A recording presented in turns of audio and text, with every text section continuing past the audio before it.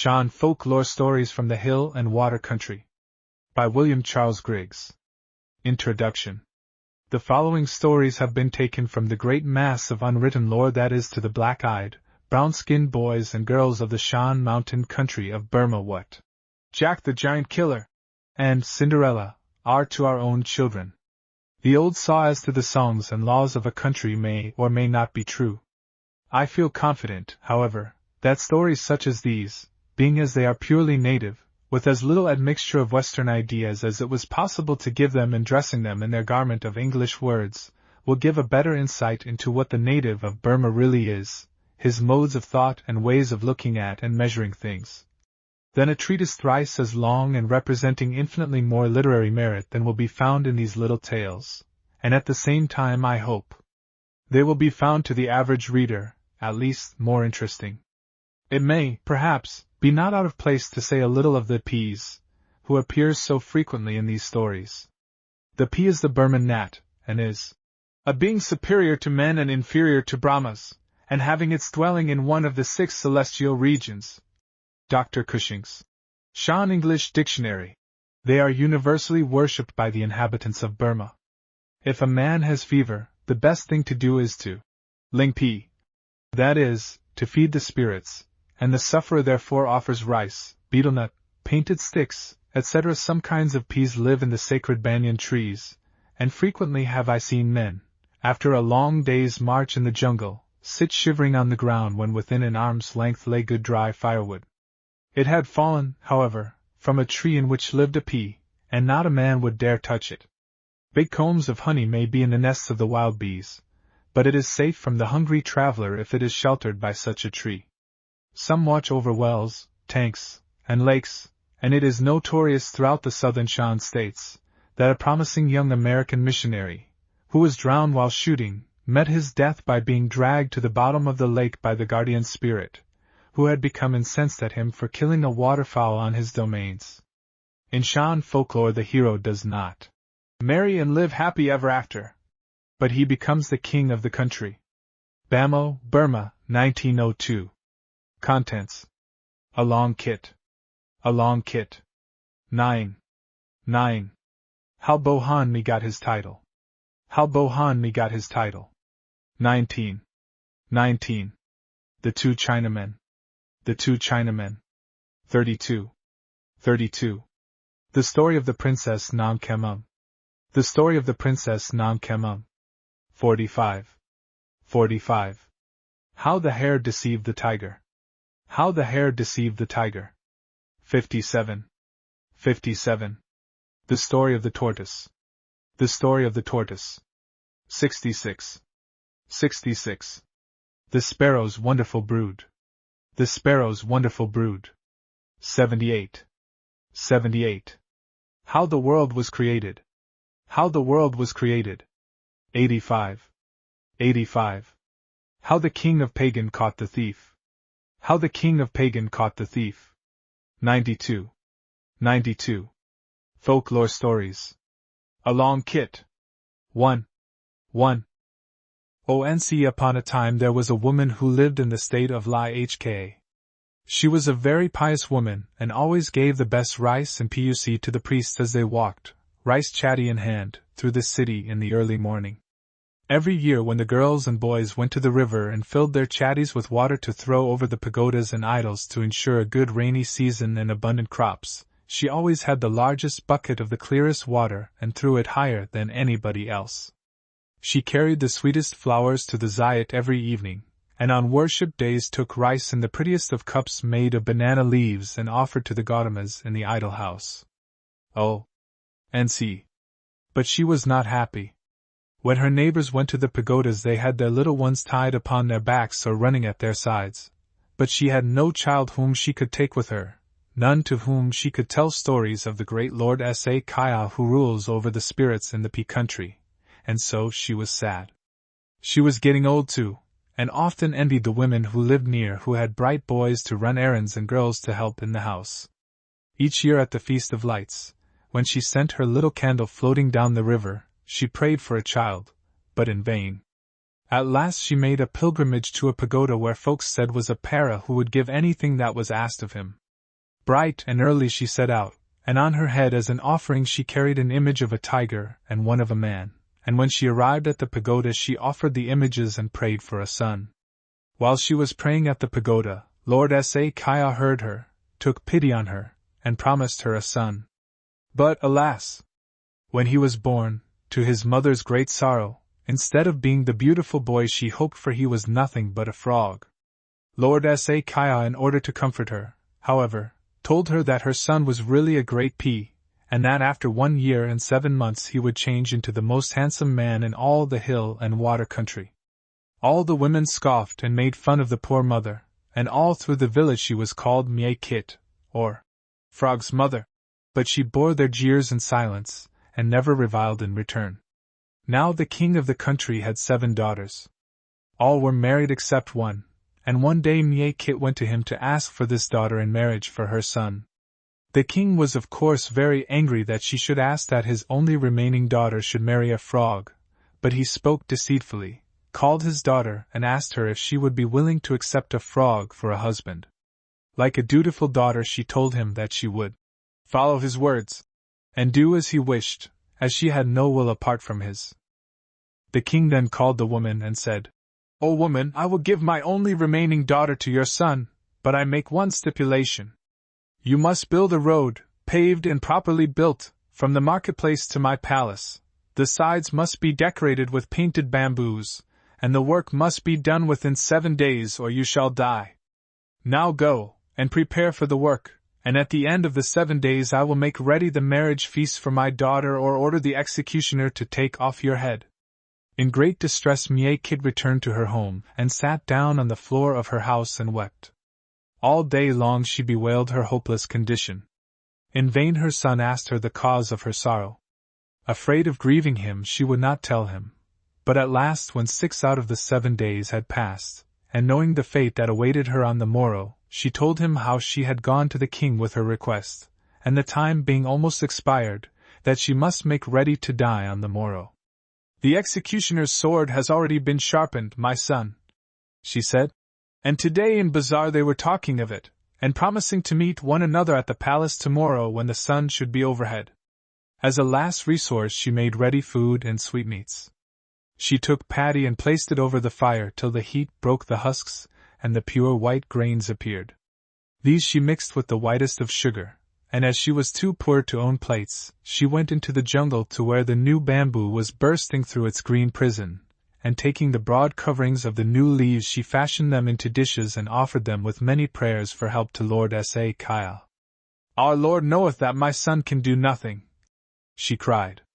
"He has not even hands to help, and what can our Lord's slave do to avoid the great trouble to which I have arrived?"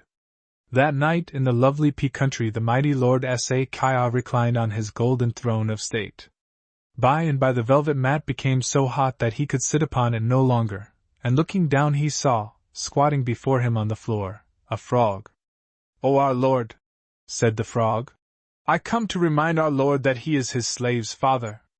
My mother, our Lord's slave, has arrived at great sorrow, and unless our Lord pities us and takes compassion on our Lord's slave, she will arrive at destruction tomorrow. Graciously do this act of kindness, O chief of all the peas." Lord Kaya took pity on his son and promised to help him.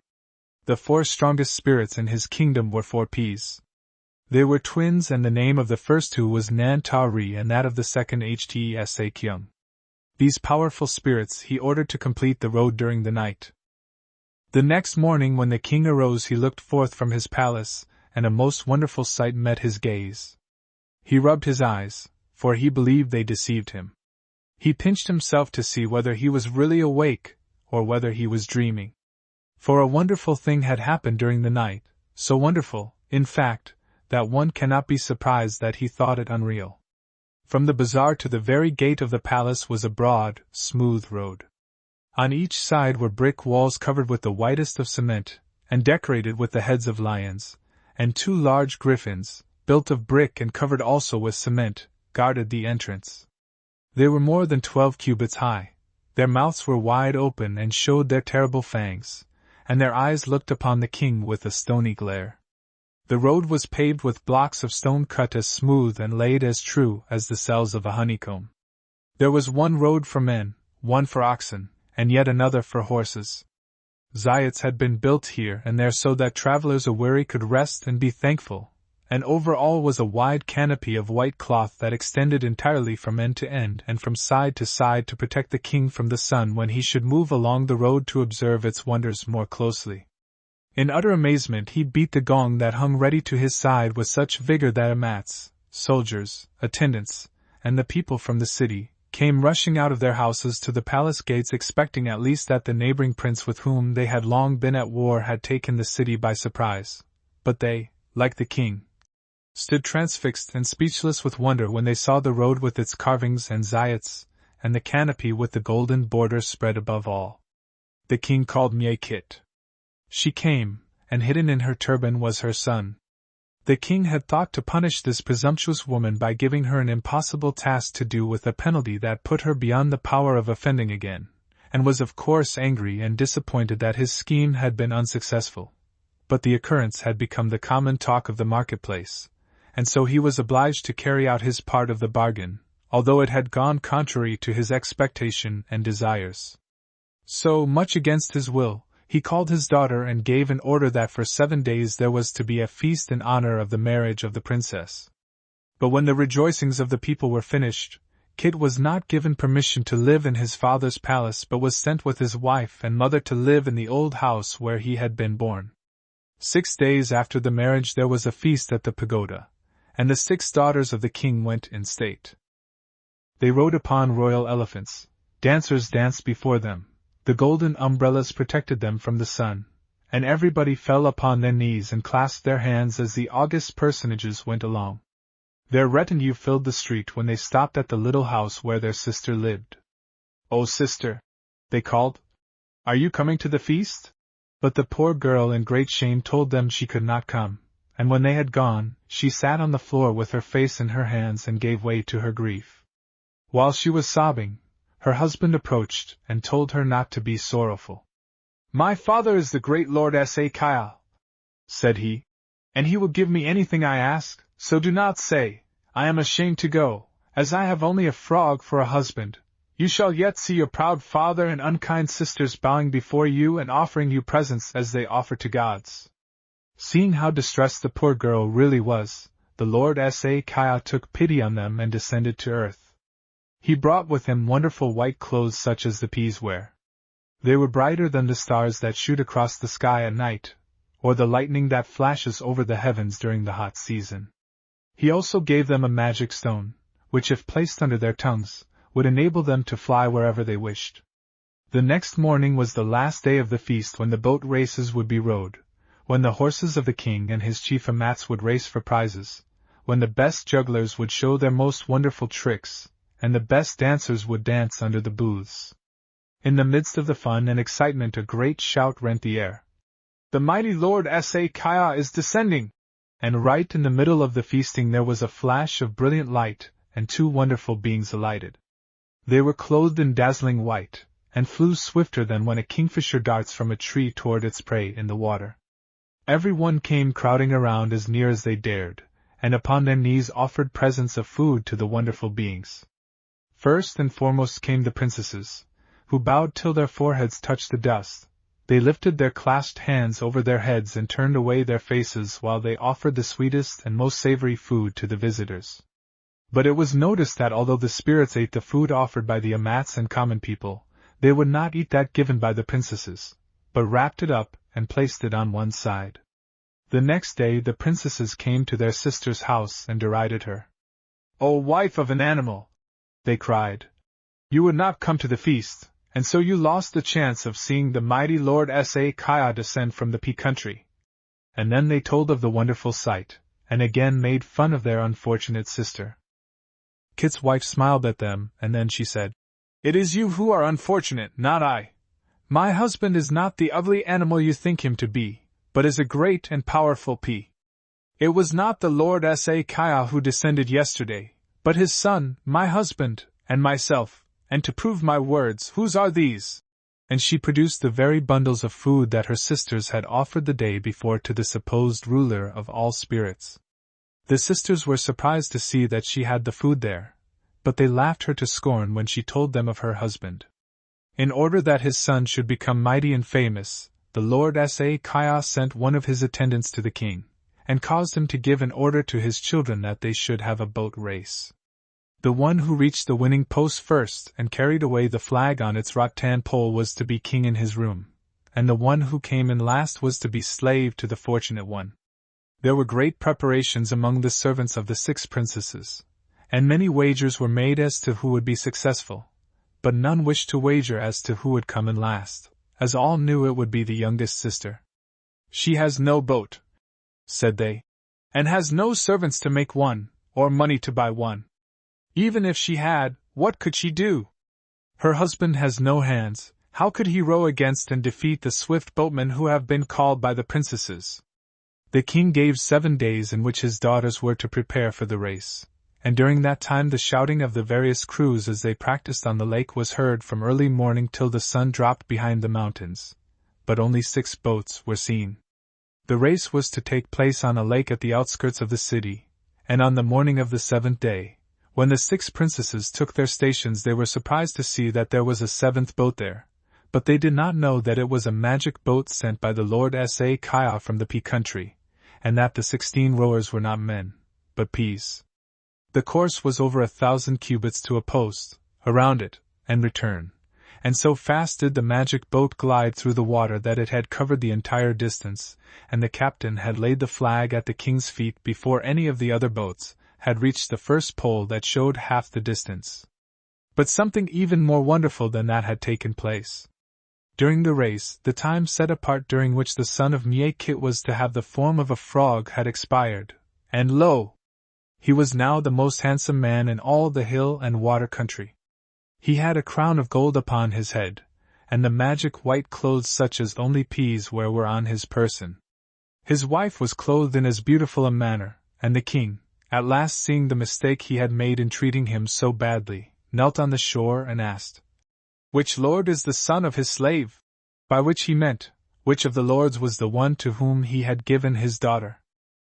But the Lord Kit, as he was now called, did not take a mean revenge on his unkind brothers and sisters, and when they came on their knees begging for their lives, and asking the privilege of being his slaves, he took compassion on them, and instead of ordering them to immediate execution, made them his amats. This is why the Shans who live in the hill and water country worship Salmaha Kit. How Bohanmi got his title. Bohanmi was one of the greatest generals who ever lived in the hill and water country. Just what his original name was nobody knows now, but this story tells how he gained his title. One day he went into the jungle with his wife and his 2 children to gather now, which is a kind of puc made from the young bamboo shoots.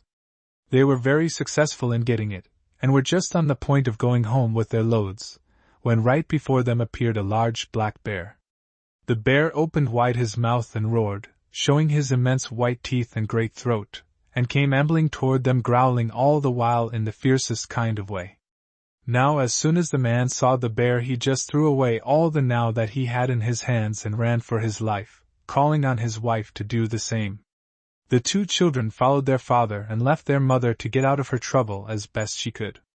She, however, was as brave as her husband was cowardly, and instead of running away, she took a handful of the longest of the shoots and thrust them down the open throat of the bear and killed him. She then took the short sword that they had brought from home to cut the shoots, and with it she skinned the bear, cut him up, and made the skin into a sack in which to carry the meat. Meanwhile her cowardly husband did not stop running till he reached the city in which he lived, and then he told all his neighbors how he had been in the jungle and a great bear had attacked them, how he had fought bravely for a long while, but at last it had killed his wife and eaten her. The neighbors were very sorry for him, but advised him to get home and fasten all the doors and windows before the spirit of his wife would have time to get in, for they said, seeing that she was killed when he was with her, her ghost would without doubt try and gain admittance to the house and haunt it. Once in, it would be very difficult to get her out. The man, more frightened than ever, ran home as fast as he could and called his children to bring all the rice that was already cooked into the house, and then they fastened up the 2 doors and the 1 window with bamboos and rattan. There was to be a feast in the city that night, and the 2 children wanted to go and see the fun. But their father was in such a fright that he would not give them permission to go, or even to look out through the holes in the sides of the house where the bamboo matting had come unfastened and bulged away from the posts. By this time the sun had set, and it was just getting dark, and the man, tired with the hunt in the jungle and the excitement after, was just going to sleep when he heard a voice that he recognized as his wife's calling to be let in. "Husband, oi!" it called. "Open the door and let me in. I am very tired and hungry, and want rice and sleep. Get up quickly. Why have you fastened up the window and doors with bamboos and rattan?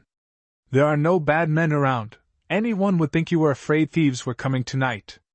The man was frightened almost to death when he heard his wife's voice, for he felt sure it was her ghost coming to haunt him, so he called out, "Ghost of my wife, oi! I will not let you in. If I did, I would never be able to get you out again. You want to haunt this house. I will not let you in. Go away, go away!" In vain the woman told him that she was indeed his wife, that she was not a ghost at all, but had killed the bear and had his skin on her back with the meat in it, and begged to be let in. The man would not believe her, and so she had to wait outside. All night long she called and begged her husband to let her in, but in vain. When the sun had risen, however, he felt a little braver, and so he put his head out through the thatch, and saw that it really was his wife and not her ghost. With great joy he ran down, opened the door, and let her in, but when his wife told him how she had killed the bear, he again became frightened. "We have arrived at great trouble," said he. "When the people hear that you have killed a bear, they will most surely kill you. What shall we do to escape and be freed from the impending punishment?" But his wife was a clever woman, and when the neighbors came in to ask how it was that she had not been killed, she told a wonderful story, how through the bravery of her husband she had been saved, that he had seen the bear, and by his bravery, that was so great it was good to marvel at, it had been driven off. The neighbors were very pleased that so brave a man lived in their quarter, and he became famous, people calling him Ganhanmi, or the man who saw the bear. Ganhanmi was very proud of his title, as many other vain people have been proud of titles they never earned, but it came near costing him his life, and this was the way it led him into great danger. One day a large cobra fell into the well that was in the yard before the chief door of the king's palace, and everybody was afraid to draw water because of it. When the amats told the king that a cobra was in the well, he gave orders that it was to be taken out, but nobody was brave enough to go down the well and kill the snake. The chief amat was in great distress. He feared the king would deprive him of his office if the snake were not killed immediately. He was not brave enough to defend himself, and money, promises, and threats were of no avail to induce any one else to go. Everybody declined to take the risk, and said, "Of what use is money, or horses, or buffaloes, to a man bitten by a cobra? Will that free him from death? Nay, go yourself." The poor amat was at his wit's end, when at last one of the attendants told the king that in the quarter of the city where his sister lived, was a man so brave that he was called Ganhanmi, and said he, "If a man is brave enough to see a bear in the jungle and not be afraid, surely he will dare go down the well and kill the cobra." The king was much pleased with the attendant for showing a way out of the difficulty. "He surely is the man we want," said he. "Go and call him immediately to come and destroy the snake." The attendant of the king came to Ganhanmi and said, "Brother, oi! The king has heard that you are a very brave man, so brave, in fact, that your neighbors all talk of you and you have arrived at the rank of being called Ganhanmi. Now in the royal well there is a snake, a cobra, which as you know is called the worst snake that lives. It is a very wicked snake and everybody has arrived at great trouble because of it.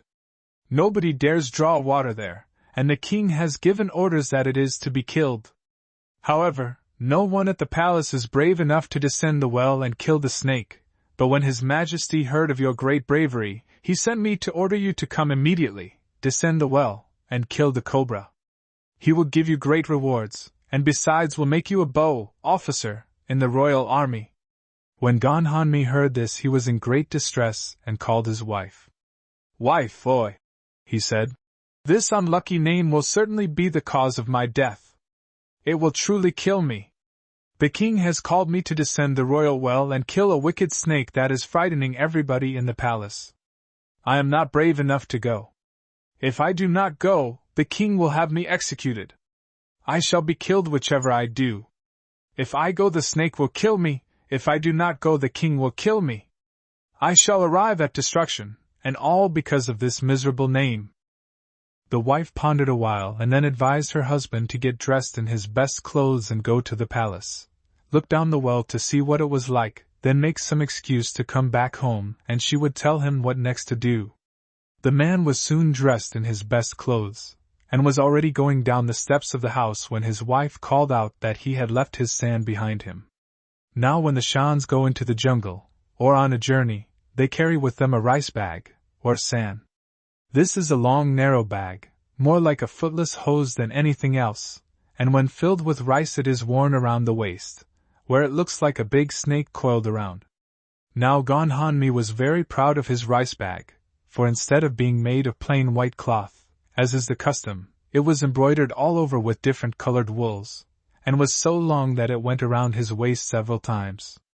He was so excited and terrified that when he reached the well he did not notice that one end had been unfastened and was dragging on the ground, and as he went to the well to look over, it caught around his legs, overbalanced him, and he went head first into the well with a tremendous splash. The next instant the snake lifting its head darted at him, and all that the men above, who were waiting with breathless interest to discover how the battle would end, could hear, was an infinite amount of splashing, yells, and hissing. Gonhanmi never knew how it was, but in the fall his sand became twisted around the neck of the snake, and in a few minutes it was choked to death. The man for a while could hardly believe that the snake was really dead. It seemed too good to be true, but he came to the conclusion that his cam, too, was good, and he would yet be a great and famous man. He therefore assumed a heroic air, and at the top of his voice called to the men at the mouth of the well. 2. Brethren, oi! I have killed the snake and thus freed you from the great danger from which you are suffering. I will now throw up the end of this long rice bag. Do you catch it and pull me and the dead snake up to dry ground? He thereupon threw up the end of the embroidered sand, the men caught it, and the next minute he appeared with the dead snake in his hand. The king was very pleased with Gonhanmi for his brave act. He gave him great rewards as he had promised, and also gave order that in future he should be known by the name of Bohanmi, or the officer who saw the bear. Some time after this there was war between the king and the ruler of the next province. There was a great council called, and it was unanimously agreed that as Bohanmi was the bravest man in the country, he should be appointed as commander-in-chief. When the message came to his house, however, it caused him great distress, for as he told his wife, he did not want to be killed in the least. He did not wish to run the risk of being killed or even hurt. Besides, he had never been on horseback in his life. He had a buffalo that plowed his fields, and it is true that occasionally, tired with the day's work, he had ridden home on its back when the sun sank into the west. But he was sure that if he got on the back of a horse it would immediately divine that he was ignorant of the art of riding, did not mow as he said, and he would be thrown to the ground and hurt, killed maybe.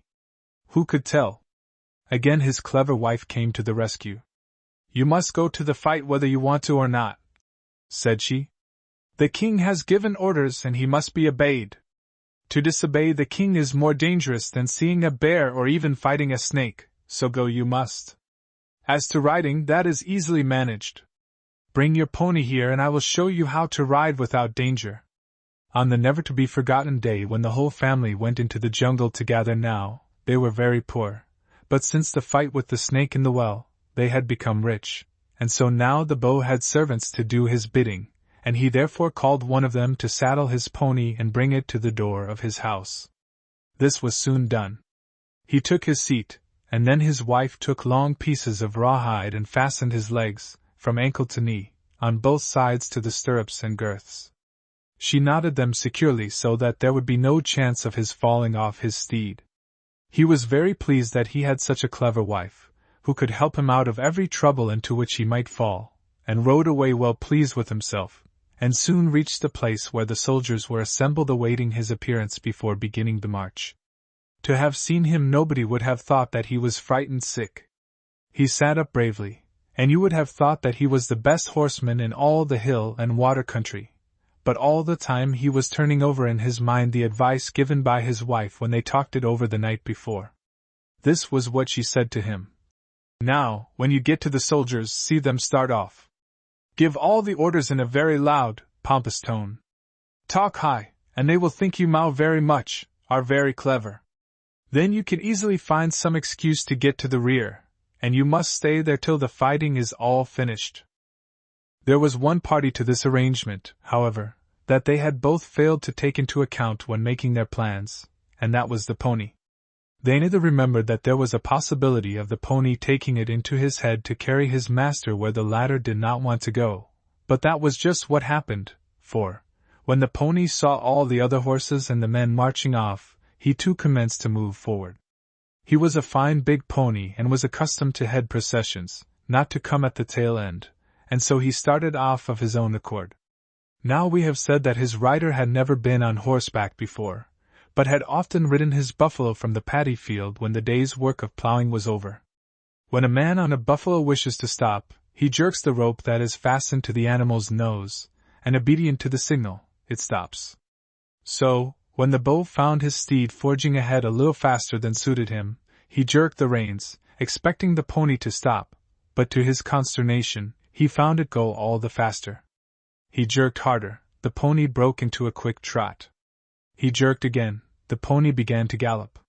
He was now thoroughly frightened and called out at the top of his voice, but this only frightened the pony more, and it began to gallop just as fast as ever it could, and worse than all, it headed straight for the enemy's soldiers, whom he could see in the distance getting ready to receive him.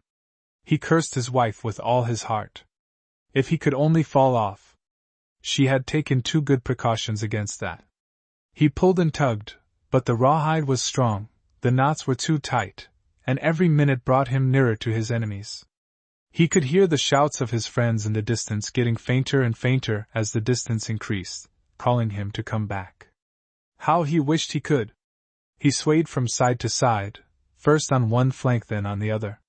The pony now had its head down between its knees, the bit between its teeth, and was tearing along like the wind. It would be hard to say which was the more frightened, the horse or its rider. Each frightened the other. But there was a lower depth yet to be reached. In jumping over a hole the saddle slipped to the side, the next instant away it went, turned, and saddle, rider, and all slipped clear around, and Bohan-mi found himself still securely lashed to the saddle, squarely under his horse instead of on it. Meanwhile in the camp of the enemy a council of war was being held. "Can anyone tell me," asked the king, "who commands our foes?" "Our lord," said one of the Amats. "It is a man who has been picked out of the whole army, and is the bravest man who ever drew a sword. He is called Bohan-mi because he conquered a great fierce bear in the jungle. He also went down a well in the royal palace and killed the largest and fiercest snake ever seen in all the hill and water country." The king was much disquieted when he heard of the prowess of this man, and was pondering whether it would not be better to fight with silver than steel, and offer a great reward to any man in the enemy's camp who would bring to him the head of this doughty soldier, when he heard a great shout. He sprang to the tent door and looked anxiously out. All eyes were bent in one direction, and a look of intense wonder, not unmixed with fear, sat on each face. The king naturally expected to see the whole army of the enemy approaching in overwhelming numbers, but he shared the wonder of his soldiers when he saw, not an army, but one single man dashing toward him. The next instant the rider disappeared entirely, but the horse came on faster than before. Next instant there was the rider again, arms tossing in the air, hair streaming behind, only to disappear the following moment in the same mysterious way. The face of the king blanched with terror as he asked in a whisper, "Who is this man?" 100 voices cried, "It is Bohan-mi, the bravest man alive! He has some charm that makes him invisible whenever he wishes, and he cannot be hurt by sword or arrow." Nothing spreads so quickly as a panic, and almost before the king was aware of it, he was carried away in the fierce rush to escape. His men were blind with fear, they threw away their arms. Men and officers fled for their lives, their only thought to flee from that horse and its terrible rider who disappeared and reappeared in such an awful fashion, and in a few minutes the field was deserted and the whole army in full retreat. The horse by this time was exhausted.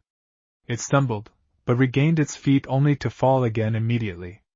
It made another effort to struggle to its feet, but this time unsuccessfully, and then lay still on its side, its flanks heaving and its breath coming and going in quick sobs. Very cautiously Bo Hanmi drew a knife and slowly cut one knot. The horse did not stir. Another followed, and soon one leg was freed.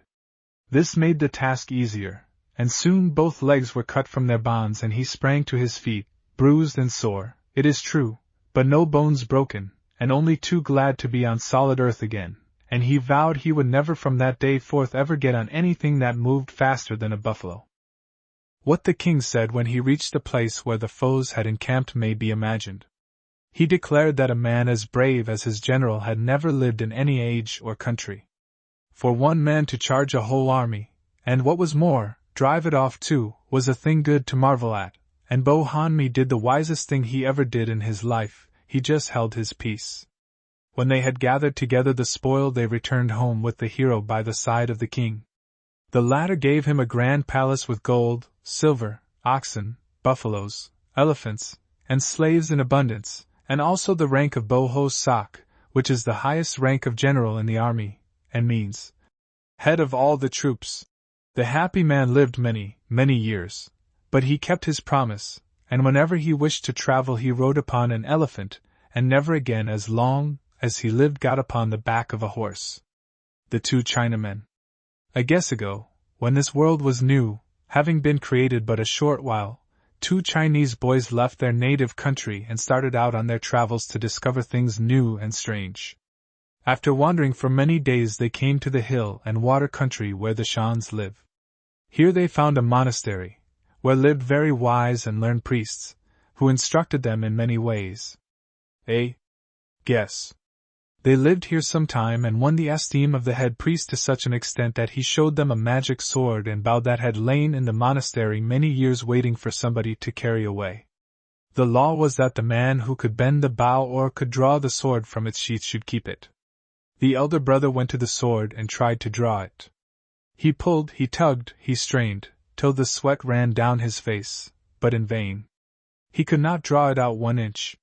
Seeing the ill success of his elder brother, the younger thought it impossible for him to draw the magic sword, but at his brother's command he took the handle in his hand and pulled with all his might.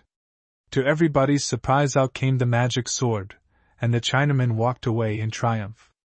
The elder brother now made up his mind that if he could not get the sword he would try for the bow, and he might have more success with that, so he exerted all his strength, and slowly bent it, till the cord was taut and the bow all ready to shoot. The people of the city were amazed that the two brothers should have such strength and good luck, and many envious eyes followed them as they again set out on their journey, carrying their trophies with them.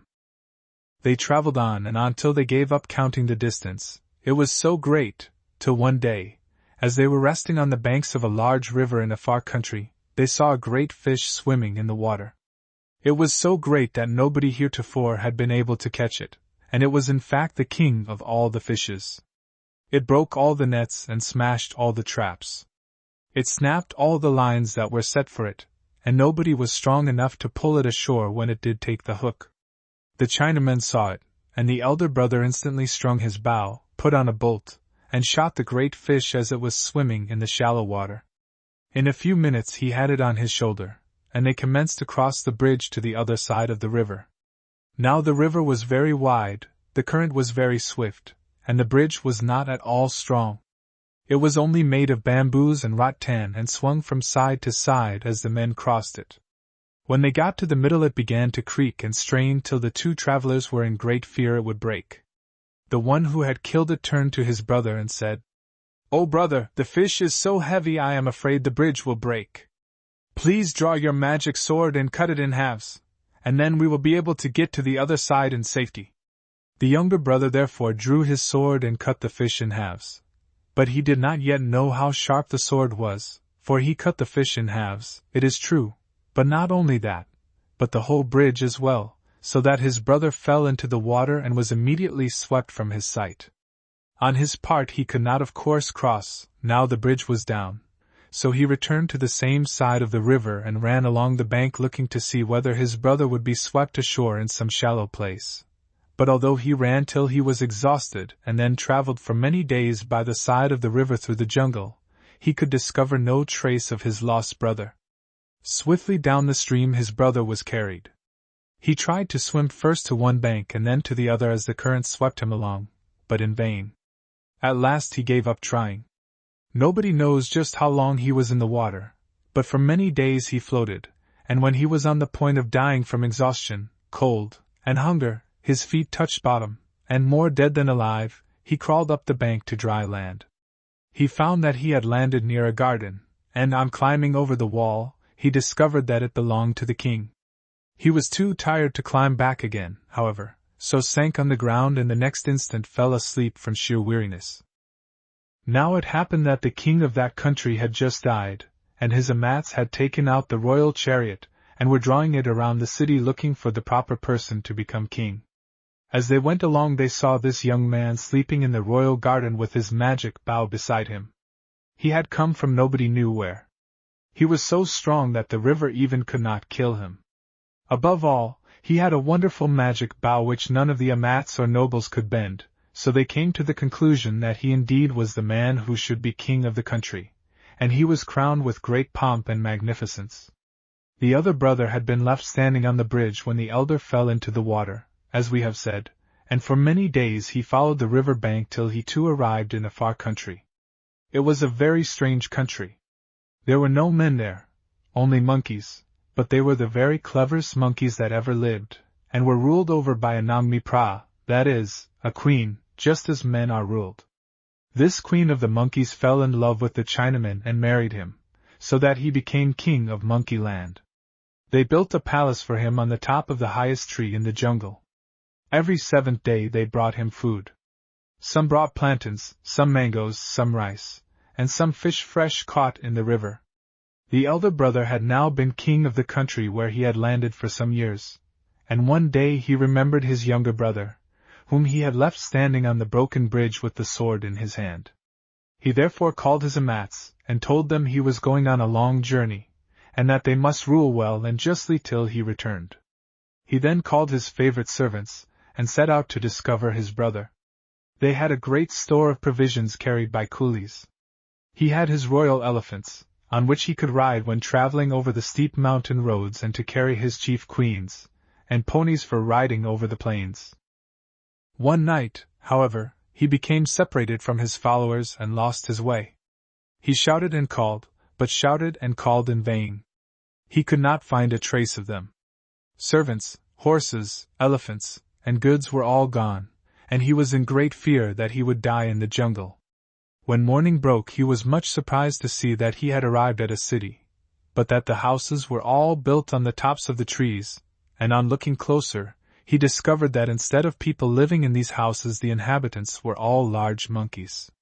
Not a man was to be seen, and the monkeys were very fierce and screamed at him in anger from the top of every tree. One especially he noticed as being more fierce than any of the others, and he accordingly leveled his magic bow and shot it dead. As it fell from the tree to the ground he heard all the friends of the dead monkey come rushing out of their houses on the tops of the trees calling to one another that a man had killed one of their brethren, and asking that their friends would come to kill the man who had been guilty of the deed. After a little time the king came to a tree that was taller than any other in the jungle, and upon it was a palace. Stairs led from the door of the palace to the ground, and as he looked more closely he saw a man up there. In great joy he called out to him, asking to be directed.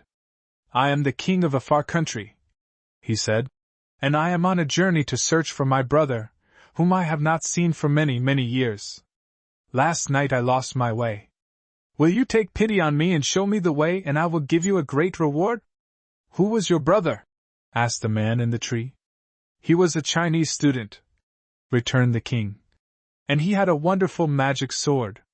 One day as we were traveling he cut a great fish in two, but such was the virtue residing in the magic sword that he not only cut the fish in halves but the bridge as well, so I left him standing on the end of the bridge. You may imagine how pleased the king was when he discovered that the man standing at the top of the tree was the long-lost brother for whom he was searching, and he made ready to ascend to his house in the treetop.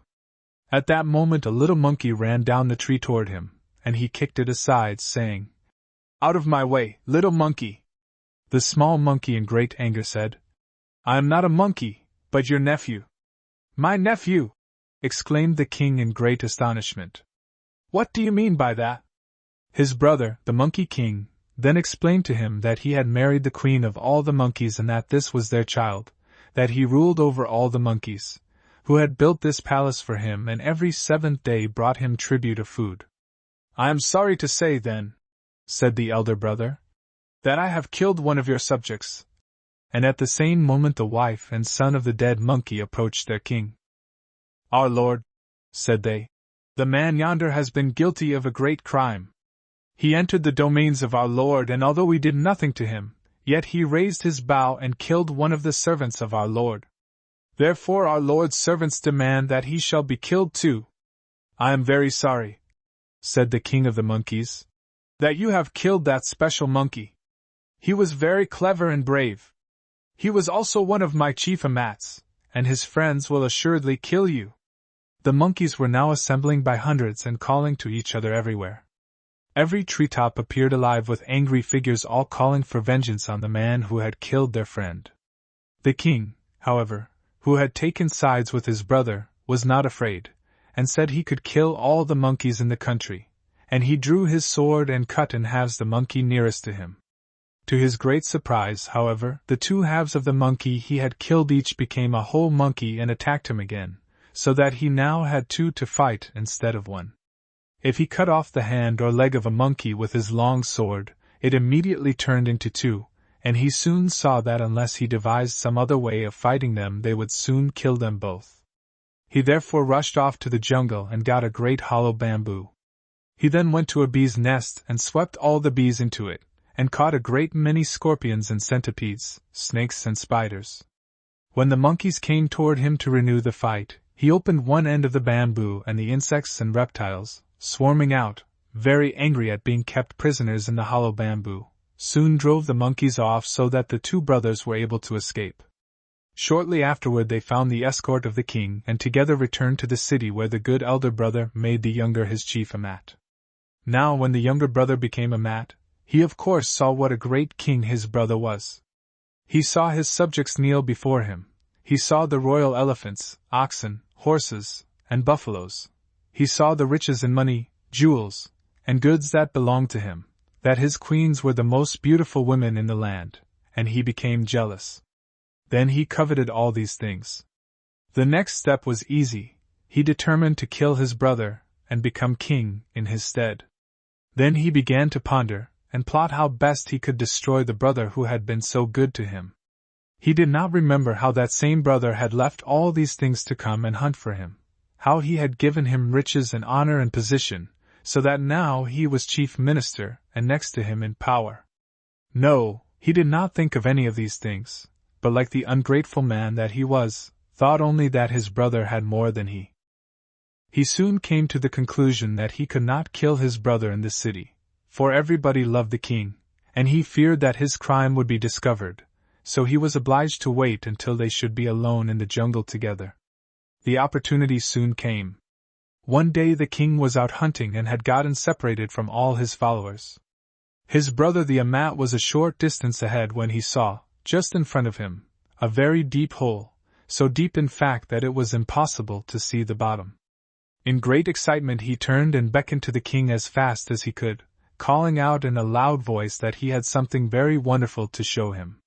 The king thought that at least he had discovered a mountain of rubies and came running up. He knelt by the side of the hole but could see nothing. "There is nothing down there," said he.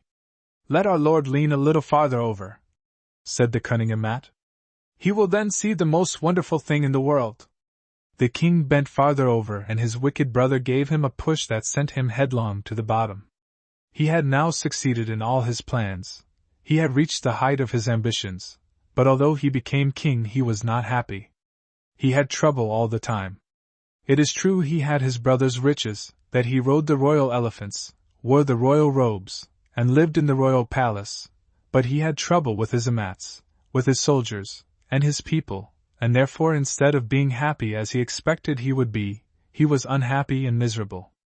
If he had only known what was happening in the jungle he would have been more anxious still. His brother was not dead as he thought. The fall to the bottom of the hole did not kill him, and he was only a prisoner. His followers had all gone back to the city with his wicked brother. He called, but called in vain. He heard nothing but the echo of his own cries, and he was about to give up in despair, when it happened that the mighty Lord Sa coming through the jungle heard his cries and inquired the cause. The king did not know that this was the Lord Sa, but told him all that had happened. Lord Sa was very angry with the king's heartless brother, and created at the bottom of the hole a lily of the kind that has a very long stalk. The king sat upon the blossom of the lily, which then began to grow very rapidly, and as it grew carried the king up toward the mouth of the hole.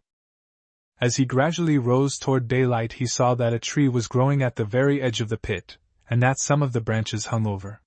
He saw also that a monkey was busily engaged in feeding on the leaves and fruit. The lily, of course, made no noise as it pursued its upward path. The king also kept quiet so as not to frighten the monkey, and when he was near enough suddenly put forth his hand and caught it by the tail. The monkey screamed and kicked, fought and scratched, but in vain. The king held on, and at last the monkey climbed down the tree taking the king with him, and the latter was speedily standing once more on solid ground and able to offer up his thanks to the mighty Lord Sa. The king was not long in reaching the city, and when he arrived, to his great sorrow he saw, as he expected, his ungrateful brother reigning, while the people all sorrowed for their old king. He determined to wait a while before he declared himself, feeling that the Lord Sa, who had already once helped him when in trouble and danger, would aid him in regaining his lost kingdom. So he went into the poorest part of the city, put on the poorest and most ragged clothes that he could find, and sat near the gate of the city begging, from whence he often saw his brother riding by in state. One day the heralds came riding by and stood in the open space fronting the market where the gambling booths are, and gave notice that the king had commanded that if anybody could bend the magic bough belonging to the late king, his brother, he was to be made the chief amat of the kingdom and receive many and great presents besides. As may be imagined, the next day there was a great crowd gathered together at the great gate of the palace, waiting for the king. At last out he came with all his ministers and followed by attendants bearing golden umbrellas. Behind him came a soldier carrying over his shoulder the magic bough which was placed at the king's feet. The king called upon his soldiers to come and bend the bough, and the strongest of them came forward, but although they pulled and tugged and strained, they could not bend it. Then the people of the city, or the king's people, as they loved to call themselves in contradistinction to the people who lived in the jungle villages, tried, but met with no better success than the soldiers. They could not bend the bough. The king then ordered the amat long to call the men from the jungle.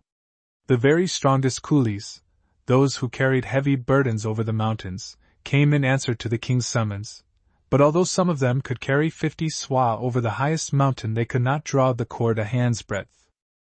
The king, much disappointed, was about to return to the palace when a beggar man approached and bowing at his feet said he was able to draw the bow and fire an arrow from it.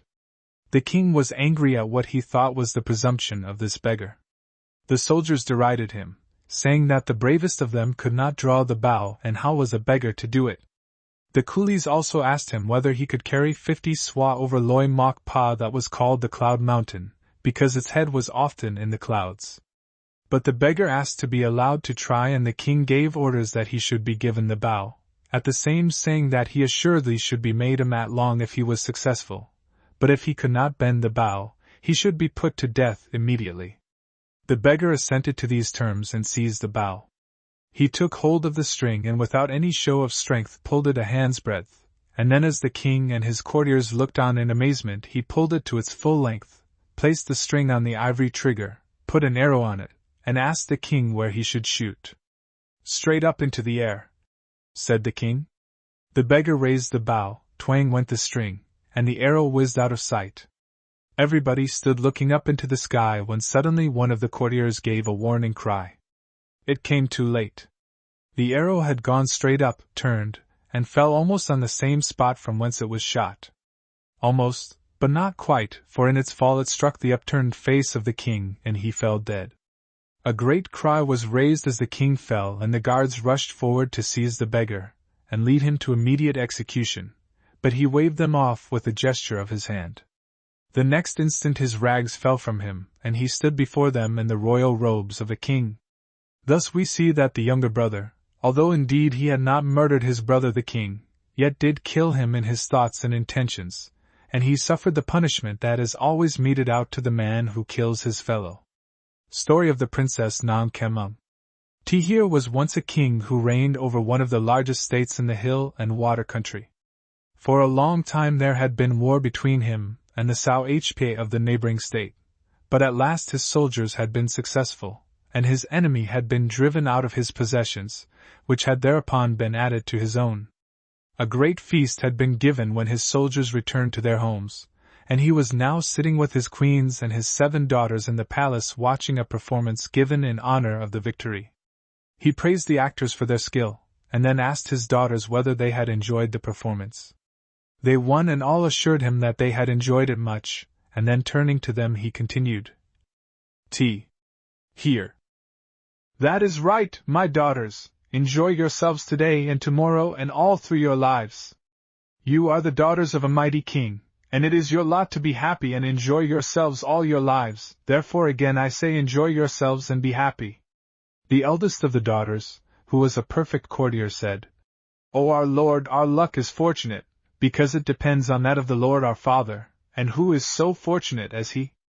The king was very pleased with the flattery of his daughter, and promised to grant any request she would make of him. The youngest daughter, however, was young and foolish, and had not yet learned the truth that in a king's presence it is not well always to say what one thinks, and therefore she said to her sister, Your luck may depend on the luck of the Lord our Father, but mine is my own and depends upon myself alone. When the king heard this he was very angry that one of his daughters, and she the youngest too, should have the presumption to say that she depended for anything at all on any other than he, and he determined to punish her. For a long time he pondered on the best way to do this and at last devised a plan which, if severe, was at least novel. He called his amats to go throughout the whole land and search for the poorest man in all his kingdom, and when they had found him they were to bring him to the palace, and he would marry his youngest daughter to him, and then, said he, We will see about luck after that. Day after day the heralds searched the land, but they could not find a man poor enough to suit the king.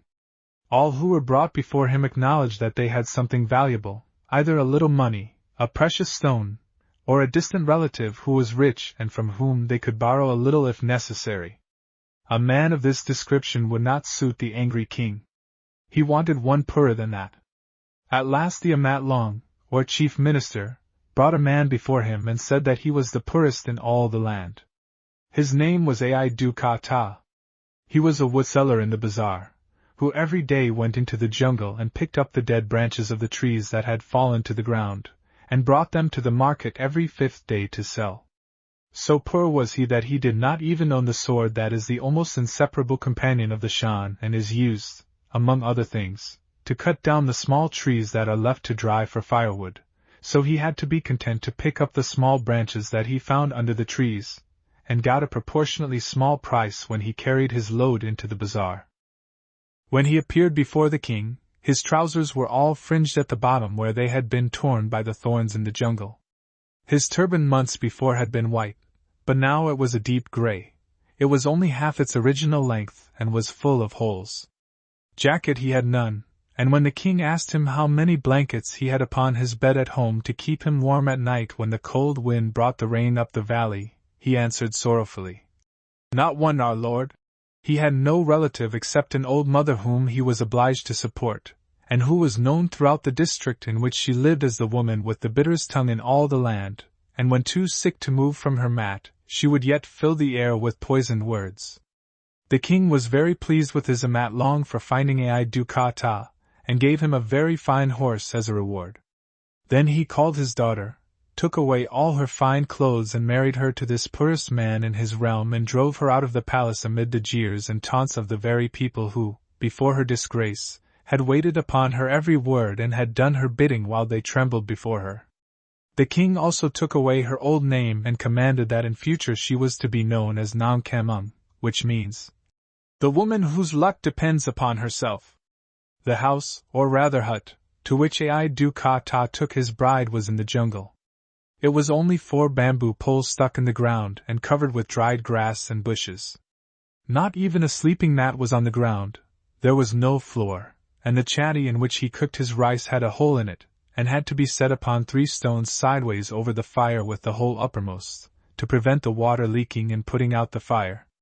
Fortunately the girl's mother had helped her to smuggle out her birthstone, which was a large, valuable ruby, and so she took it off her finger and gave it to her husband, telling him to go and sell it and buy clothes and food for both of them.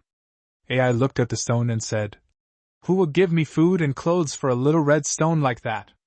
We have no fools or mad men living near here who would do such a foolish thing as that." For you must remember he had lived in the jungle all his life, and had never heard of precious stones, much less seen one till now. His friends were just as ignorant of its value as he was. He went from house to house in the little village near, but all laughed at him till he became disgusted, threw the stone away in the jungle and came home in a very ill humor with his wife for leading him such a wild goose chase, and making him appear foolish in the eyes of the few people he knew. His wife was in great distress when she found that he had thrown the ruby away, and told her husband that if he had gone to the city and taken it to the jewelers, instead of to the ignorant people in the jungle, they would have given him in return enough money to keep them in food and clothing all the hot season and build a new house into the bargain. Ai looked at her and said, "Indeed, that is a thing good to marvel at. Why, I know where there are coolie basket loads of such red stones in the dry bed of a river near where I gather sticks for firewood in the jungle, waiting for anybody to carry away, and I never thought them worth the labor of taking to the bazaar." The princess was full of joy when she heard this, and the next morning they borrowed 2 coolie baskets from a man in the village. Bright and early they went to the river bed, and there, even as Ai had said, were basket loads of fine rubies. They gathered them up carefully and buried most of them, covering over the hole with a flat stone, so that no one would discover their hoard, and then the princess, picking out a double handful of the largest and clearest ones, sent them to her father. The king, when he saw the jewels, instead of being pleased, fell into a great passion, called the unfortunate Amat Long into his presence, and after rating him soundly, deprived him of all his goods, houses, and lands, deposed him from office, and drove him from his presence as poor as Ai himself had been. "I ordered you to call a poor man," roared the king to the trembling man before him. "I said he was to have no goods or property at all. And here the very next day he sends me a double handful of the very best rubies I ever saw in my life." In vain the culprit assured the king that the day before Ai was certainly the poorest man in the whole kingdom, and complained that the jewels must have been the work of some whom he had unwittingly offended, and who had therefore determined on his ruin in revenge. The king would listen to no excuse, and the unhappy Amat was glad to crawl from his presence before resentment had carried him to the length of ordering his execution. The very next night a wonderful golden deer entered the royal garden where the king was accustomed to sit when it became too warm in the palace, and after doing an immense amount of mischief, eating favorite flowers, and otherwise destroying and ruining the garden, it leaped over the fence and disappeared in the early morning fog, just as the guards were arousing themselves from sleep.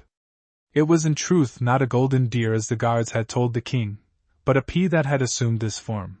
But the king, not knowing this, ordered his heralds to go through the city immediately, and call upon all the inhabitants to come early next morning to help their lord catch it. Ai was summoned with the rest of the people.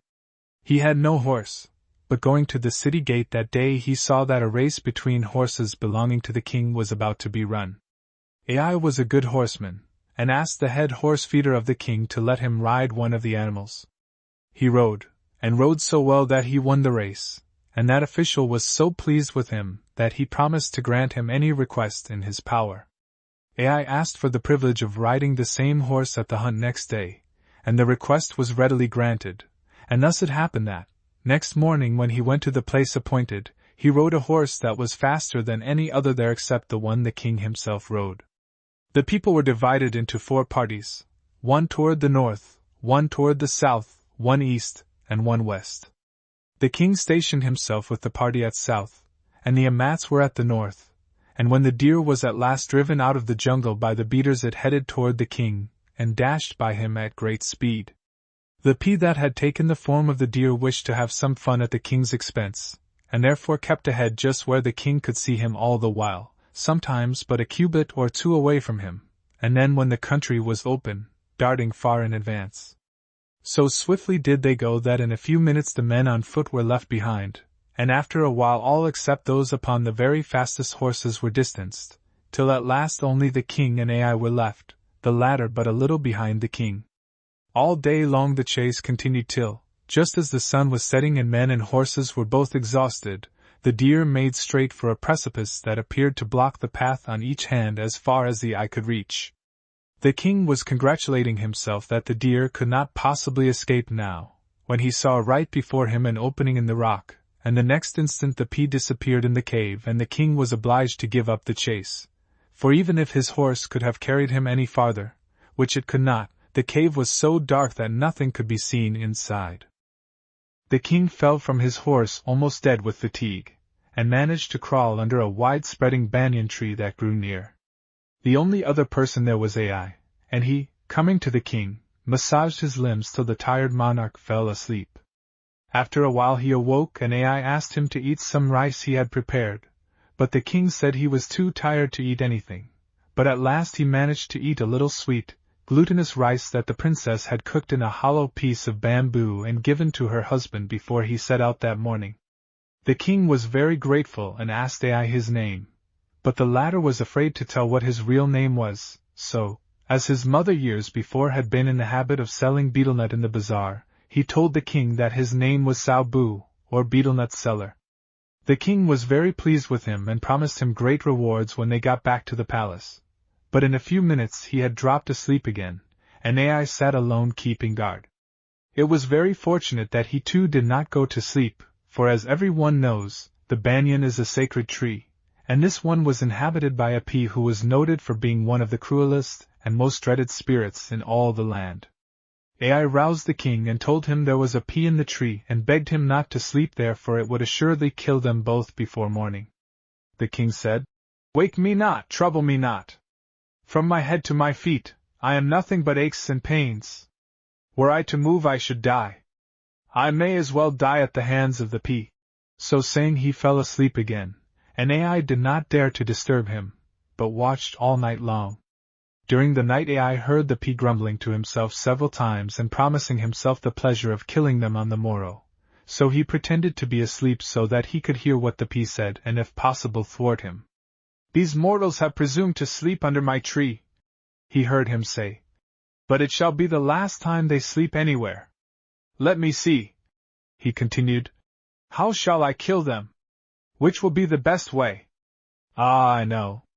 Early tomorrow when they get ready to leave, I will break the tree in 2, and the top shall fall on them. If, however, they escape, I will saw through the supports of the first bridge, so that it will break when they are in the middle, and they will fall to the bottom of the valley below. Then if that should fail, I will loosen the stones of the arch of the city gates so that it will fall on them as they pass underneath, and if that does not kill them, when the king arrives at his palace and being thirsty with his long ride calls for water, I will change the water in the goblet to sharp needles that will stick in his throat and kill him. If he does not drink the water, however, he will assuredly be very tired and will go to sleep immediately, and I will send an immense rat into his room that will kill him without doubt." Having finished making his plans, the pea left the tree and started the work of preparing the different traps for the mortals who had enraged his pea-ship by daring to sleep under the tree, and thus profane his home. The king was frightened half to death when he awoke next morning, and found that he had been sleeping all night under the tree of that special pea. But Ai, or Saubu as the king called him, told him not to be frightened for he could save his life if the king would only follow his advice and do as he told him. The king promised to follow his words implicitly, and also promised him unheard-of rewards if he only helped him to get to his palace in safety. The first danger was the tree, and so AI got their horses ready, and under the pretense of allowing them to eat grass before setting out on their journey, he gradually worked them nearer and still nearer the edge of the tree, and then, with one bound, they both galloped out from under it. At the same instant there was a great crash, and the whole top of the tree fell to the ground. So near did it fall on them that the king's turban was torn from his head by one of the upper branches, but beyond this no harm was done. Next, instead of riding over the bridge, they went along the bank a little distance, and soon found a place where the hook was narrow and leaped their horses to the other side. While they were jumping, AI threw a heavy stone he had brought with him onto the bridge, and the P, who fortunately was near-sighted, thinking it was the tread of the horses, broke it down, so that fell into the water 50 feet below, but the king and his follower were safe on the other side. The next danger was the city gate.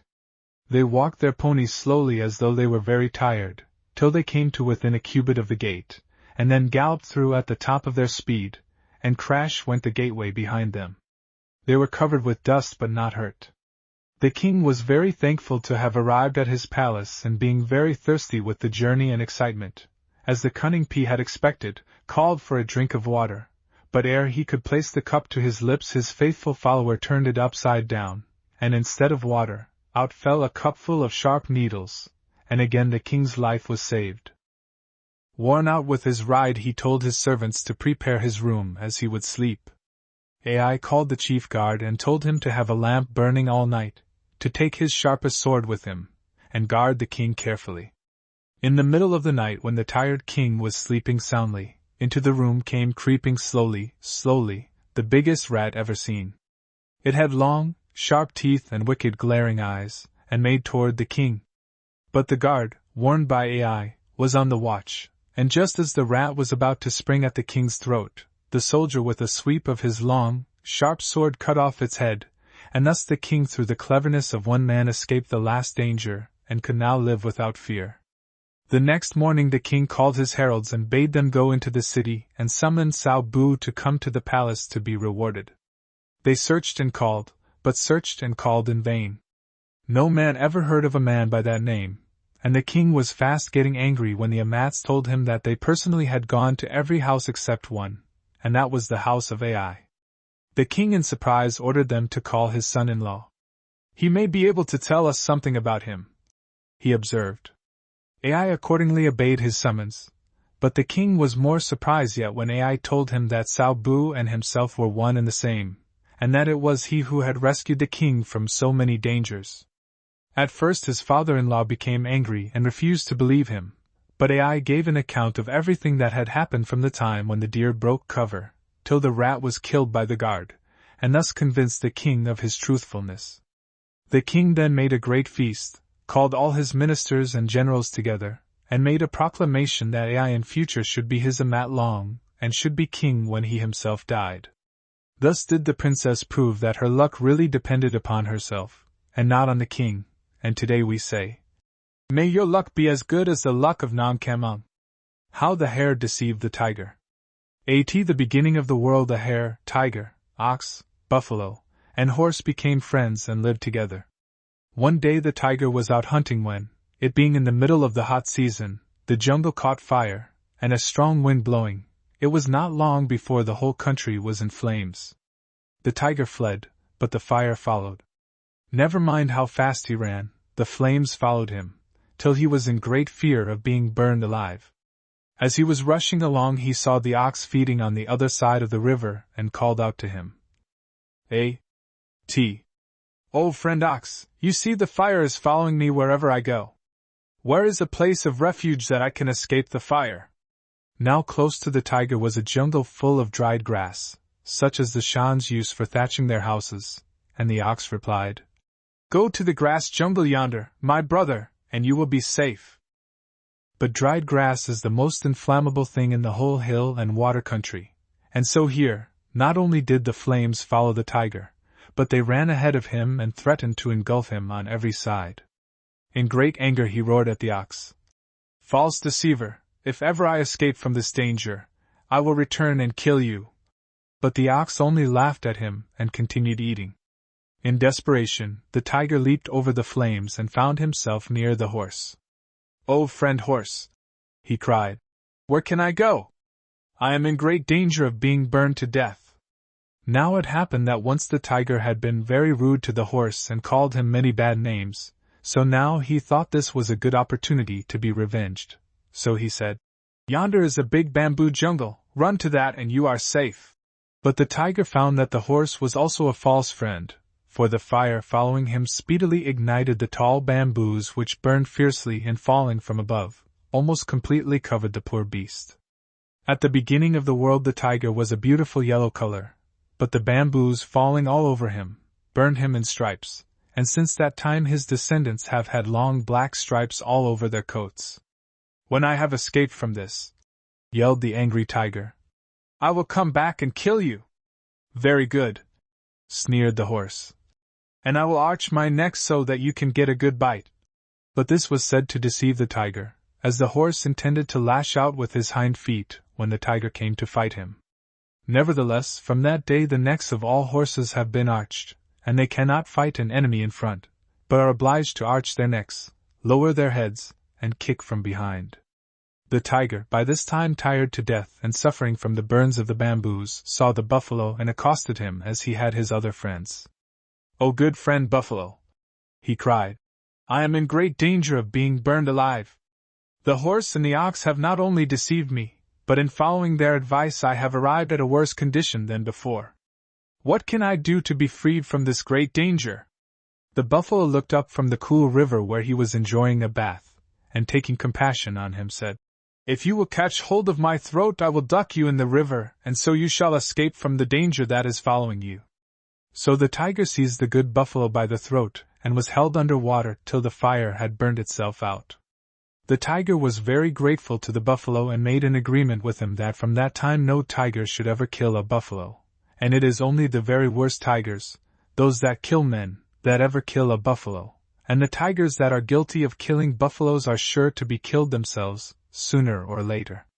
The tiger held so fast to the buffalo that when the latter came out of the water, his throat and neck were all white, and buffaloes all have that mark on their necks and throats till this very day. The tiger was so cold after his bath that he shook and shivered as though he had fever, and seeing a little house made of dried grass a short distance off he went to it, and found that a hare was living there. "Good friend," said the tiger, "I am so cold I am afraid I shall die. Will you take compassion on me and allow me to rest in your house and get warm before I return home?" "Come in, our lord," said the hare. "If our lord deigns to honor my poor house with his presence, he will confer a favor that his slave will never forget." The tiger was only too glad to go into the hare's house, and the latter immediately made room for him by sitting on the roof. Soon the tiger heard click, click, click, and he called out, "Oh, friend hare, what are you doing up there on the roof of your house?" Now the hare was really at that moment striking fire with her flint and steel, but she deceived the tiger and said, "It is very cold up here, and our lord's slave was shivering." But the next moment the sparks struck the dried grass on the roof and the house was soon in flames. The tiger dashed out just in time and turned in a rage on his late host, but the hare was far away, having jumped at the same moment that the sparks set fire to the roof of the house. The tiger gave chase, but after a while he saw the hare sitting down and watching something intently, so he asked, "What are you looking at?" "This is a fine seat belonging to the ruler of the hares," returned she. "I would like to sit on it," said the tiger. "Well," said the hare, "wait till I can go and ask our lord to give you permission." "All right, I will watch till you come back and will not kill you as I intended doing, if you get me permission to sit on it," said the tiger. Now this was not a chair at all, but some hard sharp stones that the hare had covered with mud and shaped with her paws to deceive the tiger. The hare ran off a long distance, and pretended to talk with someone, and then called out, "The lord of the chair says our lord the tiger may sit, if he throws himself down upon it with all his might. This is our custom." The tiger flung himself upon what he thought was the chair with all his might, but the soft mud gave way and he fell upon the stones underneath, and hurt his paws badly. He therefore sprang up and vowed vengeance on the hare that he could just see far off in the distance. By and by, as the hare was running along, she saw a large wasp's nest hanging from the branch of a tree, so she sat down and watched it intently. When the tiger came up, he was so curious to know what the hare was looking at so intently that he did not kill her, but instead asked her what she was looking at. The hare showed the tiger the wasp's nest on the tree and said, "That is the finest gong in all the hill and water country. I would like to beat it," said the tiger. "Just wait a minute," returned the hare, "and I will go to the Lord of the Gong and ask permission for you to beat it." The hare ran till she was far away in the jungle, and then at the top of her voice called out, "If you wish to beat the gong, the Lord of the Gong says you must strike it as hard as you can with your head. That is his custom." The tiger butted at the nest with all his might and made a big jagged rent in its side, and out flew the angry wasps in swarms, completely covering the poor tiger, who with a dreadful yell of pain tore away from his tormentors. His face was all swollen, and from that day till the present, the faces of tigers have all been wide and flat. Again he chased the hare, and when the smart from the stings of the wasps had subsided a little, he found to his great joy that he was gaining on his enemy fast. The hare on her part saw that the tiger would soon catch her and looked around for some means of escape, and spied just before her a snake half in and half out of its hole. The hare stopped as before and sat gazing at the snake so intently that the tiger, instead of killing her as he had intended to do, asked her what it was in the hole. "This," returned the hare, "is a wonderful flute that only kings and nobles are allowed to play. Would our Lord like to play?" "Indeed I would," said the tiger. "But where is the Lord of this wonderful flute? Whom shall I ask for permission?" "If our Lord watches right here," said the cunning hare, "his slave will go to the Lord of the flute and ask permission." And the tiger, well content, sat down to wait. Again the cunning hare deceived the tiger by pretending to ask permission, and when a long distance off he called as before, "Our Lord has permission to play the flute. Let him put it in his mouth and blow with all his might. This is the custom of the Lord of the flute." The foolish tiger immediately took the snake's head into his mouth, but the sound that followed came from the tiger, not from the flute, and a terrible yell he gave as the snake bit his mouth. But the hare was far away and would soon have been safe but for an unlooked-for accident that nearly ended her life. The people who lived in that part of the hill and water country were at war with the state that joined them on the north, and thinking that the soldiers of the enemy would soon invade their country, they had made a trap in the middle of the path over which the hare was running. First they dug a hole so deep that should anybody fall in, it would be impossible to climb out again. The sides of the pit were dug on the slants so that the opening was smaller than the bottom. Over the top they had placed thin strips of bamboo that would break if any extra weight came upon them, and they had covered the hole with grass and leaves so that no traveler would know that a trap was there. Into this hole fell the poor little hare.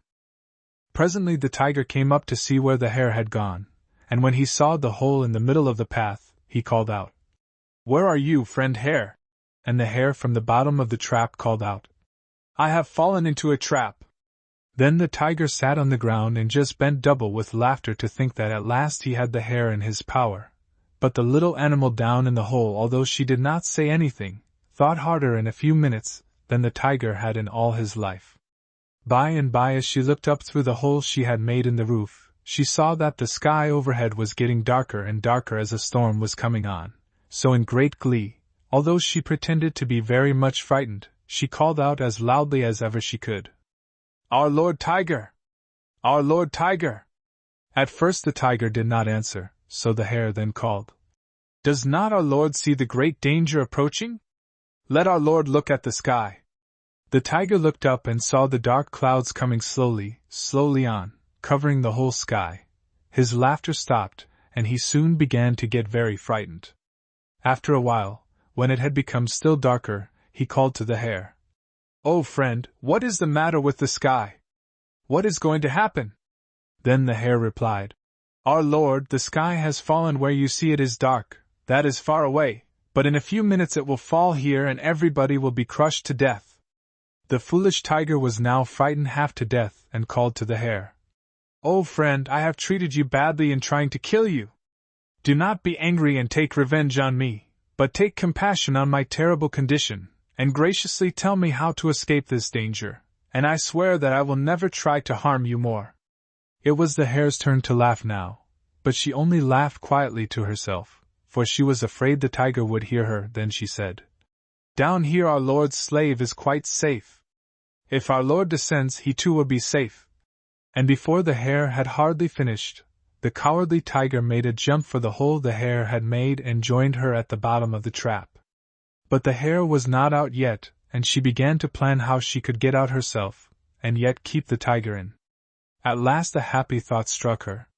She sidled up to the tiger and began to tickle him in the ribs. The tiger squirmed and twisted first one way and then the other, first to one side and then to the other.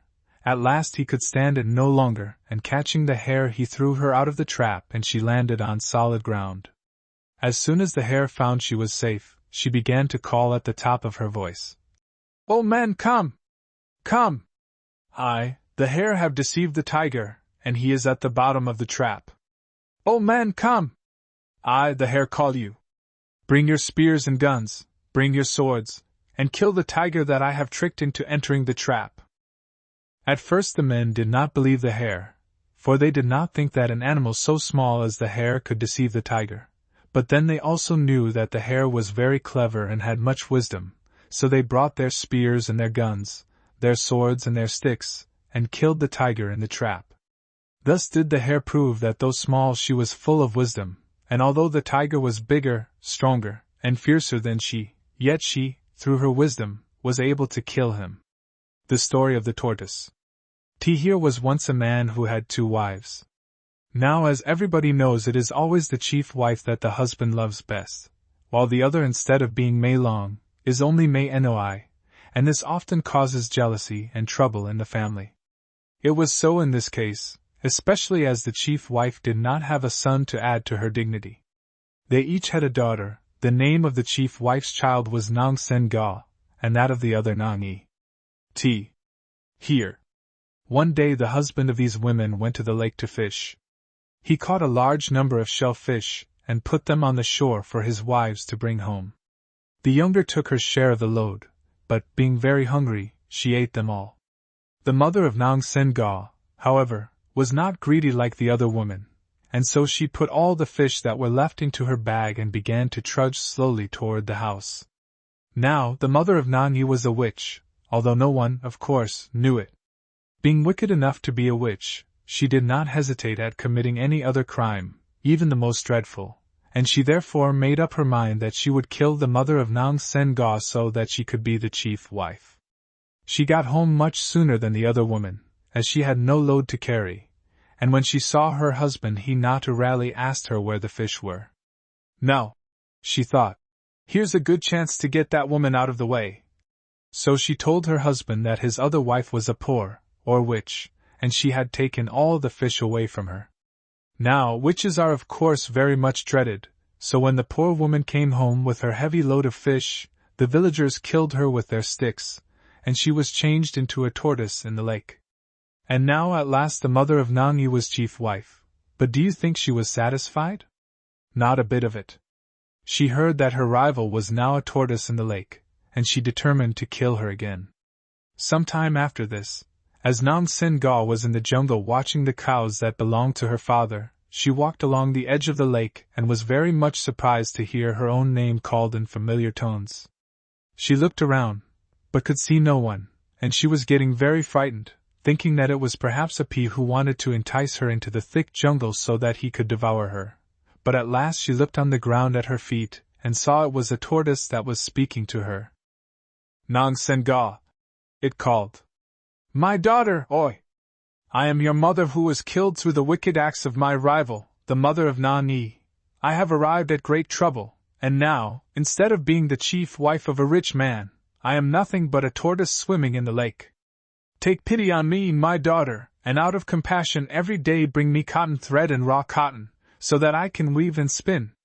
Nong Sen Ga was a dutiful daughter, and every day when she went to the jungle she took cotton for her mother to spin, and thread for her to weave, and daily talked with her, telling her all the gossip of the village and anything else that she thought her mother would like to hear.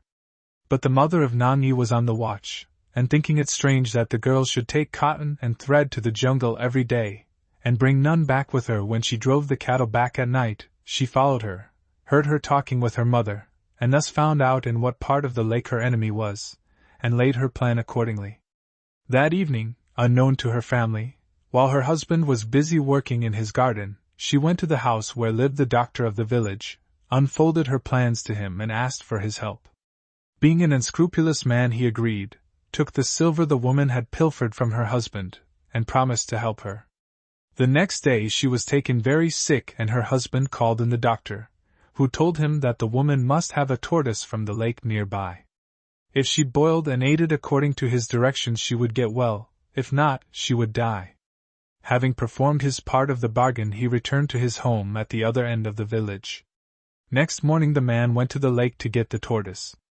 Nong Sen Gal was much distressed when she saw her father set out, and her distress became worse when she saw that the wicked stepmother had directed him to the little pond where her own mother was.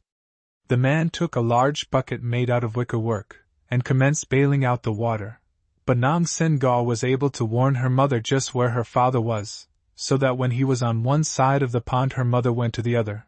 But at last he sent the girl home, and in a few minutes secured the tortoise and was soon carrying it away for his wife to eat.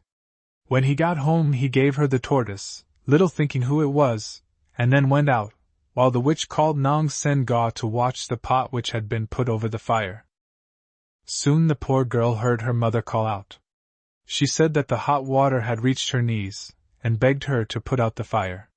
She commenced to rake out the hot embers from under the pot, when her stepmother saw what she was doing, and taking up a heavy bamboo beat her unmercifully, and made her put more sticks on the fire. Soon her mother complained again that the heat had reached her shoulders, and again Nani's mother beat her, and made her put more sticks on the fire. Soon she heard her mother say, "My daughter, oi!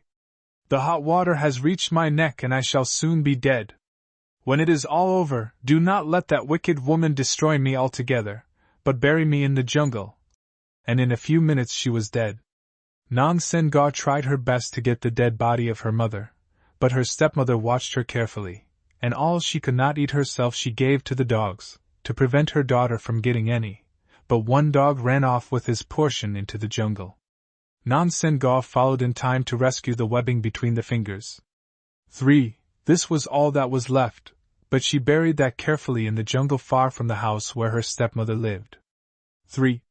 The next day, as she was walking through the jungle feeding her cows, she heard sweet music. It sounded like 12 organs all playing at the same time, and yet in harmony, each organ blending with the others. In great surprise she hunted around till she came to the spot where she had buried the part of her mother's hand, and saw that during the night this had changed into a beautiful Myung tree. 4. And so this good and dutiful daughter went every day to listen to the tree as she had gone daily to the lake when her mother had been a tortoise, and the tree sang sweeter when she was near than at any other time. 4. But such a wonderful thing as this could not be kept a secret. Others heard of it, and people came from far and near to hear the sweet music come from the tree. One of the amats of the great king who ate 5 the country, heard that a miracle was to be seen in this jungle, and accordingly reported it to his lord, who sent men to cut the tree down and bring it to his palace. All day long the men worked at the tree, from the time the country became light till the moon rose at night, but although they had the sharpest of axes and were the most skillful workmen in all the country, yet with all their labor they could only cut through the bark, and during the night the tree grew so quickly that when the morning dawned, it was twice as large as it was the night before, and the marks made by the axes on the bark were covered with new bark harder than ever. 5.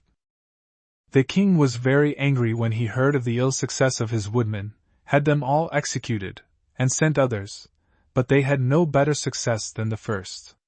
But this only made the king more stubborn and determined to get the tree at any cost, and he therefore sent the heralds all through the country and made a proclamation that any man who could bring the tree to his palace should be made his kemmong, that is, heir apparent. Should it be a woman, she should become Nangmi Pra, or chief queen. Many men therefore came with sharp paws and axes, but all were equally unsuccessful, and the king despaired of ever getting the tree, when Nong Sen Ga heard of the reward offered by the king, and told the herald she could bring the tree to his palace. The king was full of joy when he heard this, and made great preparations for her. On her part she simply went to the jungle and, taking off her turban, fastened it around the tree and carried it bodily into the palace, where it sang as sweetly every day as when it was in the jungle. When the mother of Nong Yi heard of the good fortune that had befallen Nong Sen Ga, she was very angry, and calling her own daughter to follow her, she set off for the capital. When she had arrived there she disguised herself and became a servant to the queen, and pondered how she could kill the Nong Mi Pra and put her own daughter Nong East in her place. One day this wicked woman told the queen that she had found some fine soap beans and bark, that she was very skillful in shampooing, and as the next day was to be a great feast when the queen would follow the king on her royal elephant, the soap beans would make her black hair blacker, and the gloss glossier than ever, and asked her to allow her to wash the queen's head at a well that was just outside the gate of the palace, near the royal gardens, where the water was very sweet. The queen consented and called her attendants to follow, but the stepmother was much too cunning to allow that, so she told the queen that her method of washing was better than any other woman's, but it was a secret, and she would reserve it for Her Majesty's own private use, but she did not want any of the attendants to see how it was done. If they did, she added, the next day at the feast every lady in the court would have hair as glossy as the queen's, but if they went alone, her hair would be as much more beautiful than any other woman's as the sun is more beautiful than the bamboo torch that lights the way through the jungle at night, when there is no moon. The young queen was not proof against this flattery, and so the two women went alone out of the palace, the very guards who watched at the gates not knowing whither they were going. They soon arrived at the well, and as the queen was bending over, her long hair covering her face so that she could see nothing, her wicked stepmother suddenly drew a knife and stabbed her to the heart. Then, calling her daughter to help, she buried the poor young queen under the road leading to the well. She took the royal robes and put them on her own daughter, Nani, who returned to the royal palace and entered the royal apartments, all the attendants thinking it was the real queen returned from a bath in the river. That same afternoon, as the king walked through the palace, he was surprised to see that the wonderful singing tree was all withered and mute. In great distress he called for the queen and ordered her to make the tree sing as before, but although Nong Yi tried with all her might, she could make no sound. She tapped it softly as she had seen Nong Sen Ga do, but all in vain. It was silent.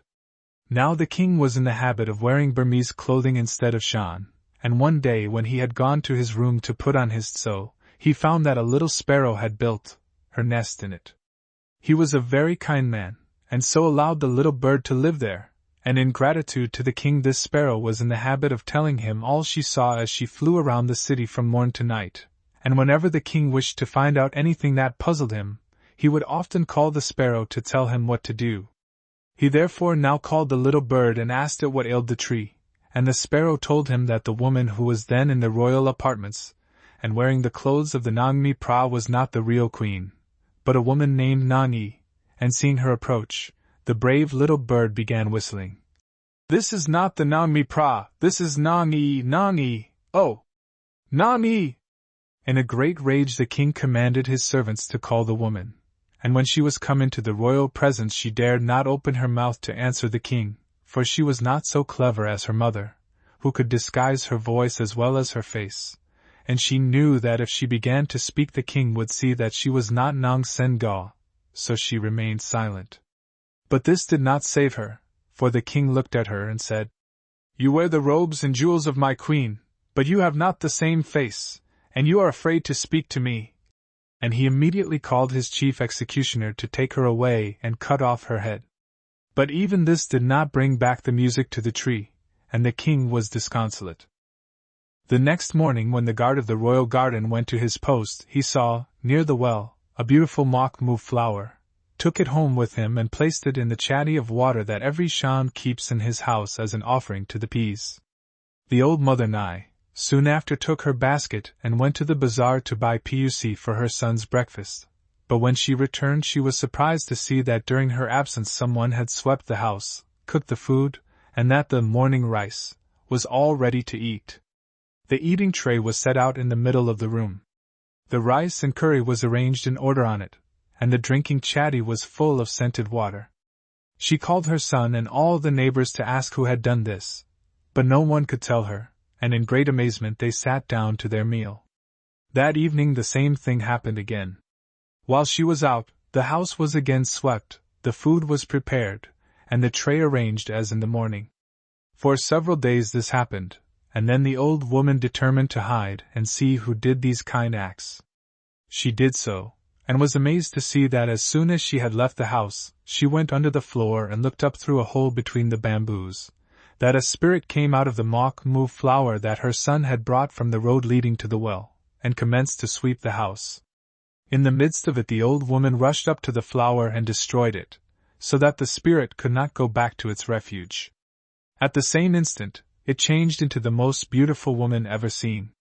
That afternoon, Nam Sen Ga, for the spirit was she, told old Nai how her stepmother had killed her at the well, and buried her, and how she had been changed into the spirit of the beautiful mock move flower the guard had brought to the house, and that she would soon go back to the king in the palace. Neither of them had seen the little sparrow sitting on the roof, but she had been there all the time, and now flew off to the king and told him all that she had heard. The king gave orders that the wicked mother of Nangi should be executed immediately, and that a band of soldiers should go to the guard's house to escort his bride back in state to the palace, where she reigned many, many years, till she saw her grandchildren and great-grandchildren grow up. As soon as the queen entered the gate, the tree began to play, the withered leaves put on a bright hue, and beautiful flowers burst into bloom, and while Nam Sen Ga lived, the tree bloomed and played sweetest music every day. The lessons that this story teaches are, as surely as the wheels of the cart follow the oxen, so surely will wickedness be punished. If you sin you must suffer. The man who kills another will assuredly meet the same fate. The Sparrow's Wonderful Brood. And many, many years ago, at the beginning of the world, a little sparrow built her nest on the top of a tall tree that grew near the edge of a lake. In it she laid 5 little eggs, and never was mother bird prouder than she, and all day long she flew from tree to tree chirping out her joy. So proud in fact was she, and so much noise did she make, that a monkey that lived on the other side of the lake was struck with the remembrance of how he had once dined with great satisfaction on eggs laid by the sparrow's sister, and in a few minutes he was on his way to repeat the performance. Annie. In vain the little bird cried and begged him to spare her brood, promising to show him where the sweetest plantains in all the country were growing. The monkey only laughed at her, and climbed the tree to get the prize. The next moment the robber would have gotten his spoil, and this wonderful story would never have been told, but just then the great Lord Sa Kaya looked earthward and saw the tragedy that was taking place. Like a drop of rain that falls from a tree when the wind blows after a shower, the mighty Lord descended, and when the would-be robber reached the nest his hand entered an empty one. The eggs were soon brought back from the pea country where the Lord Sa Kaya had taken them for safety, and in due time were hatched. Out of the first protruded a sharp bill, and a kingfisher, bright of plumage and swift of wing, broke out of its speckled prison. The next egg broke and a buffalo came out, to be followed by a lordly striped tiger from the next. A terrible pilu, with head and claws like a bird and body like a man, tore his way out of the next one, already looking around for a man whom he might devour for his first meal. Only one egg remained, and that the smallest of all, but out of it came a man, and the mighty Lord Sa Kaya smiled when he saw him, and said that although he was the smallest and the last, yet he must feed his brothers and take care of them. One hot day in summer the buffalo that had come out of one of the eggs, walking through the jungle, much troubled by mosquitoes, thought how nice would be a wallow in a hole well known to him under the shade of the trees by the bank of the lake, where the sun had not dried the mud to the hardness of bricks as it had in every other wallow, and accordingly turned his huge body in its direction, and slowly set off toward it. On his way there he saw on the ground what appeared to him to be a bed of flowers growing on the bank of the lake, and after smelling it carefully over, leisurely ate it all up. The sun was hot, the earth dry, and the flowers had long ago died, and what the buffalo thought were flowers were really 10 white jackets and 10 red skirts. But when he had finished his meal he continued his journey to the wallow, and then with a grunt expressive of great satisfaction, sinking into the soft mud till only the tips of his horns and the top of his head were visible, he closed his eyes and enjoyed himself. By and by there was a great commotion in the water, shouts, laughter, and jokes, together with a great splashing. The lazy buffalo opened one eye and saw 10 young girls who were having great fun in the cool water, throwing it over one another, and chasing each other here and there. When they came to the place where they had left their clothes, however, their mirth received a sudden check. They had all disappeared. They stood up to their armpits in the water looking at each other with very long faces till, spying the buffalo in his mud bath, they approached him, and in the most courteous language asked him whether he had seen their dresses. The great beast closed the eye he had opened, and slowly uncovered the other one, but beyond this took no notice of the maids forlorn. Then, calling him, "Kind brother buffalo," they begged him to answer them, saying that all the people who left the village to go to the bazaar before the sun had risen would soon be passing on their way home. The buffalo blew a big cloud of mud and water from his nostrils, but said never a word. Now it happened that the youngest of the sparrow's brood, the man, was in the jungle all the time. He had seen his brother eat up all the clothes and had heard all the conversation. He had noticed, too, that although all the maidens were beautiful, the youngest was the most beautiful girl he had ever seen. He saw how straight was her form, how black was her hair, and that her eyes were the color of the sky when there are many stars but no moon, and he determined to get her for his wife. He therefore now approached the party and told them that he could help them, and that no one besides could tell them where their clothes were, but that they must promise that the one whom he should pick out should be his wife. To this they agreed, and thus it happened that he became possessed of the most beautiful woman in all the Shan country. So beautiful in fact was she, that it is said the birds stopped in the middle of a song when they saw her.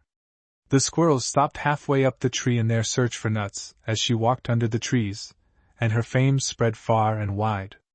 At this time a hunter came wandering through the jungle in search of game, and saw her standing at her door. He, like everybody else, was struck with her wonderful beauty, and he thought to himself, "For a long time I have been most unfortunate. I have caught but few animals, and their furs have been poor and mangy. Now, if I tell the king of my country about this beautiful girl, he will give me a great reward." Thus reasoning he set out home and told the king what he had seen, enlarging upon her great beauty till the king resolved to get her at any cost.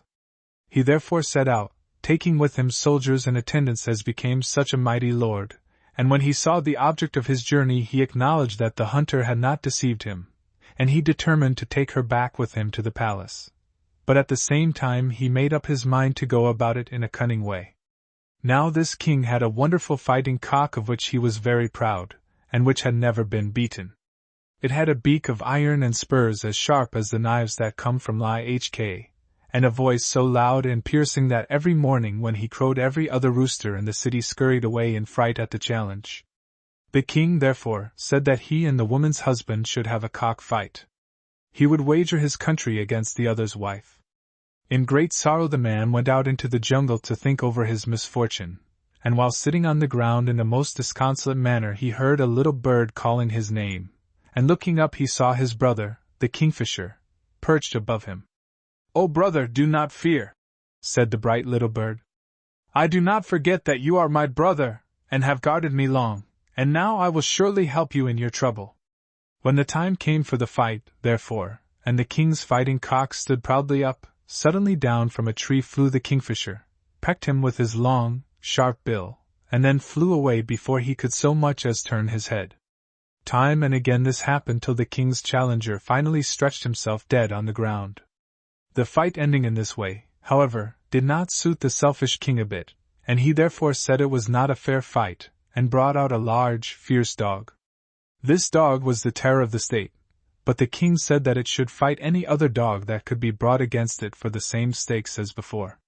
The tiger brother, however, was on the watch, and before the dog could get near his opponent, a blow from his paw ended his career. Still the king persisted in his unjust course, and now declared that the wager should be finally settled by a fight between 2 buffaloes. Now the buffalo brother was ashamed of the way in which he had treated the girls in the water, and had long wished for an opportunity to retrieve his honor, so that he now fought with such bravery against the royal buffalo that he speedily conquered it. Then the king, seeing that he was beaten every time, threw off all disguise and said plainly that he had come to get the girl for his wife, had brought soldiers to help him if necessary, and he would take her in spite of losing the different battles, and in spite of her husband or anybody else. He stepped forward to take her, but he did not know that one more brother yet remained to be heard from, for out of the jungle with a dreadful yell came rushing the Pilu, his beak open, his claws outstretched, and king, soldiers, and courtiers all disappeared down his ravenous maw. The next month the fortunate man with his beautiful wife became king in the place of his enemy, and lived to be the oldest monarch in the whole of the Shan country. How the world was created.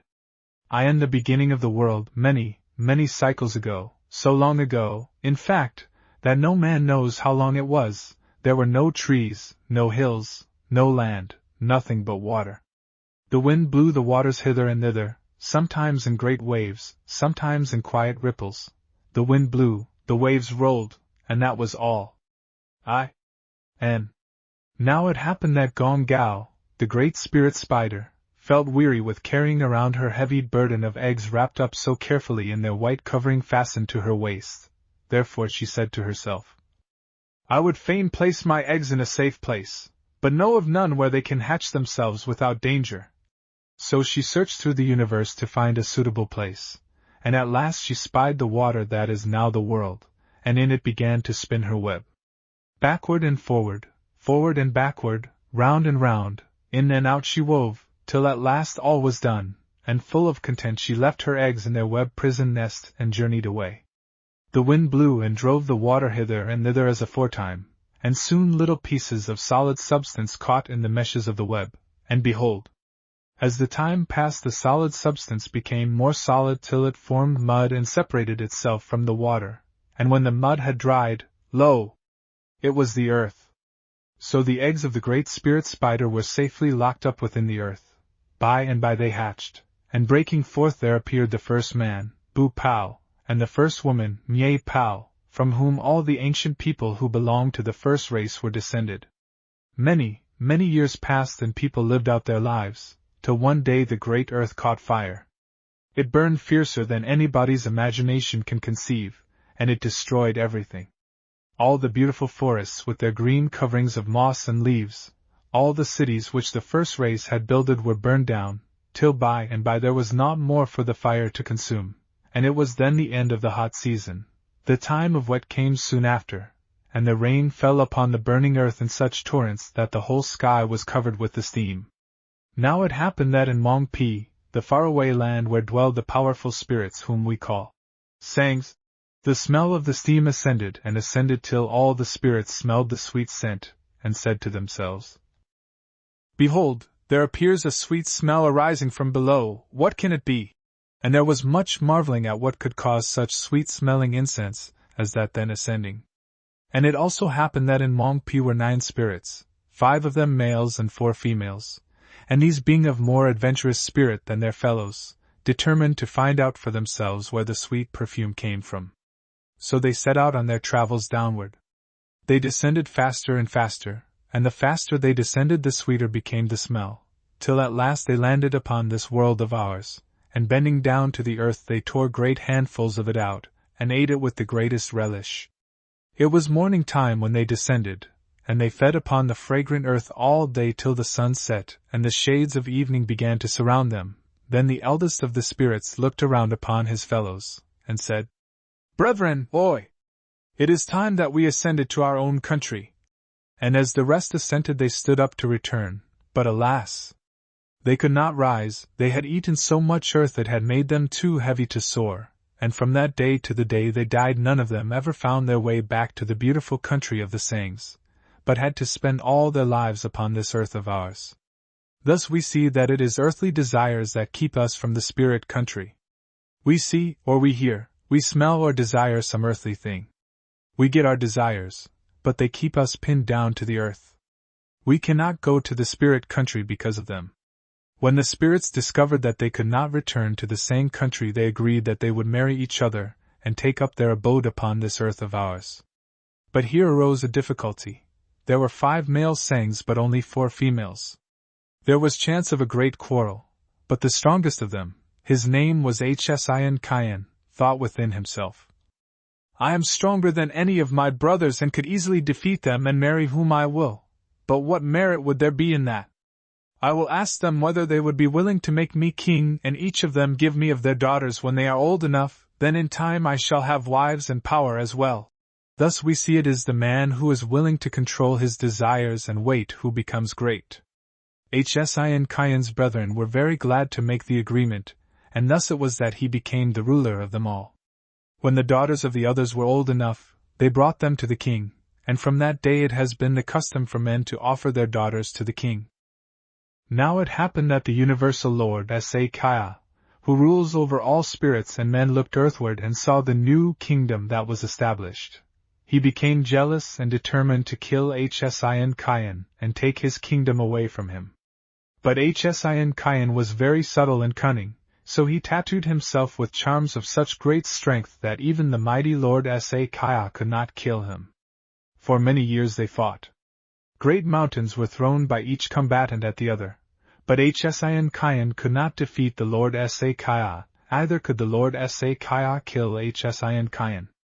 Our great ancestor Hsin Kyan had 7 daughters, whose names to this day are remembered among us as they have been given to the different days of the week. From Nang Ta Nang Nui, the eldest, after whom we call the first day of the week Wan Ta Nang Nui, to Nang Hsane, the youngest, and when the mighty Lord Sa Kya found that he could not kill their father, he spoke to these daughters and told them he was searching for one whom he would make his chief queen, and that if one of them would kill his enemy, their father, and bring to him his head, he would choose that one to be his queen and make her joint ruler of the universe. With him she should govern everything created. But the charms tattooed upon Hsin Kyan were very potent.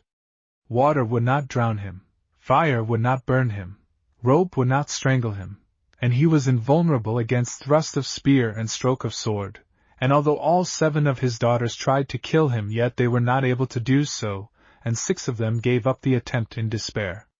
One day, however, the youngest, she whom we worship on the 7th day of the week and because she was the smallest, call it Wan Hsane, was walking in the jungle, and as she was passing under a tree she saw a bird sitting upon its topmost branch. Now this girl knew how clever birds are, and so she said to it, Brother bird, oi! Can you tell me how I can kill my father? Now although this daughter was the youngest, yet she was more lovely than all her sisters, and the bird was so pleased with her that he said, Nang Hsane, you are so beautiful that I will tell you the secret of your father's charm. Water cannot drown him, fire cannot burn him, either can sword or spear wound him, but there is one way in which he may be killed. Take you 7 strands of a spider's web and twist them into a cord, then with a piece of white bamboo make a bow. With this you will be able to cut off the head of your father and take it to the mighty Lord Sa Kya, and oh, continued the clever bird, when you are his queen, do not forget the good turn I have done you, and the debt of gratitude you owe me therefor. Nang Hsane was full of joy when she learned the secret of her father's charm, and she promised the little bird that when she became queen of the universe she would grant him any desire that he craved. That night when everybody else was asleep, Nang Hsane crept to her father's side and with the bow made of the 7 twisted strands of a spider's web killed him, and cut off his head. With great joy she carried it to the universal Lord. He was very glad to find that his enemy was at last dead, but although he had given his word to her, yet he would not marry Nang Hsane, for, said he, she has killed her father although I could not conquer him. Were I to marry her, who will go surety for her that she will not do the same to me? So the wicked daughter did not gain her ambitious end after all. Not only that, however, but she and her sisters received a punishment, one they are even now suffering, and will continue till the world ends. It is this. When they found that the Lord Sa Kya would not marry their youngest sister or even accept their father's head, they said among themselves, What shall we do with the head of our father? Where shall we bury it? Should we place it in the earth, the whole world would catch on fire. Should we throw it into the sea, all the 7 oceans would immediately boil. What shall we do? In their distress they went to the mighty Lord Sa Kaya and in humble tones begged his lordship to give them advice so that they would be freed from the terrible trouble to which their wickedness had brought them. He looked at them and said, "This is what you must do. You," pointing to the youngest, "must carry your father's head in your arms all this year, and when the year is finished you can give it to the sister who is next older than yourself. She will carry it for a year and thus one of you will ever after bear it." And so it is. We know when the year ends because then come the Wan Kayap or washing days, when the princess who has carried her father's head for a year gives it to her elder sister, and washes the bloodstains from her clothes. From these spirits all the inhabitants of the world are descended, and so we see the saying of our philosophers is true. We have all descended from spirits. How the king of Pagan caught the thief. Many years ago there lived near the old city of Pagan a famous robber chief who was so fierce and cruel that he made all men fear his name. He stole and killed and burned till the mothers used to frighten their disobedient children by saying, "Bolek Baya will get thee." He was a very brave and clever thief, and he became so strong that the headmen and elders of all the towns and villages throughout the country were obliged to fee him with money and goods, and if by any chance they did not pay this blackmail immediately it was demanded, that very night the followers of the robber chief would assuredly burn down their village and kill every man, woman, and child within it, for this was Shan and Burmese custom. Bolek Baya entered every house in Pagan. None was too big, none too small. He stole from the Wan's house as easily as from the hut of the poor man. It made no difference to him, till at last the palace where the great king lived was the only place whence he had not gotten booty. Several of his followers were caught and crucified, but that did not stop his bad actions or frighten him. In the old days, when a robber was caught he was taken to the jungle where the tigers are. All the tigers knew the place of execution as well as a dog knows worship days when the women offer rice and curry at the pagodas. They used to tie the thieves fast to the cross by their feet, hands, and hair, and when they had jeered at them and the women and children had pelted them with stones and beaten them with bamboos, everybody went home and left them for the tigers to eat, and thus they did to the followers of Monglek Baya, but they could never catch the robber chief himself. At last the people of Pagan's city came to the Amat Long, who was next in rank to the king himself, and said, "Our lord, for long thy slaves have been in great and sore trouble, and unless our lord takes pity upon his servants we shall all arrive at destruction." "What can I do?" cried the Amat in a loud, angry voice. "Has he not stolen from me? Did I not pay him 2 whole tickles of pure silver as protection money no later than the last water feast? And yet did he not rob me as I was coming home in my boat yesternight, and when I told him that I was the Amat Long, did he not laugh in my face and yet rob me just the same? What can I do?" "Our lord can go to the ruler of the Golden Palace and plead for his slaves," suggested one of the suppliants. Now, the Amat Long was a very cunning man, and he knew that if the king heard that Bolek Baya had stolen so much from his subjects he would be very angry, and might perhaps even deprive him of his rank as chief Amat, for it was his duty to see that all robbers were caught and punished. Therefore, after thinking for a while, he said, "My friends, listen to me. Let us each give silver, as much as we can afford. It is better to give part of our possessions than to have everything taken from us. Dost hear? This silver we will give to the beau, and he will then not trouble us any more, but will go to towns where the people are poorer and cannot afford to give as much as we, the citizens of this royal city of Pagan. Then shall we have peace." This advice was very good and would have been acted upon, but unfortunately, one of the little princes happened to be in the audience chamber that morning and heard what had been said. He went to his father, the ruler of the Golden Palace, and told the king what he had heard. Therefore his majesty called the Amat to the Golden Foot and asked him of these things. "What is this I hear?" he demanded. "Has this wicked man robbed as much as the people say? Why hast thou not caught him as it was thy duty to do?" "Son of the sun," replied the servant, trembling very much as he kneeled before him, for who would not be afraid when the king is angry?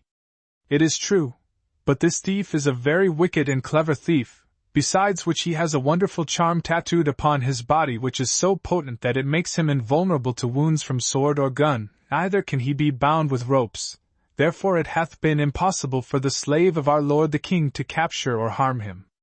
Then, said the king, still very angry, get thee a charm still more potent than the one the robber chief hath, for if thou dost not bring him or his head to me ere 3 days have elapsed, thou shalt fall from thy rank of chief Amat.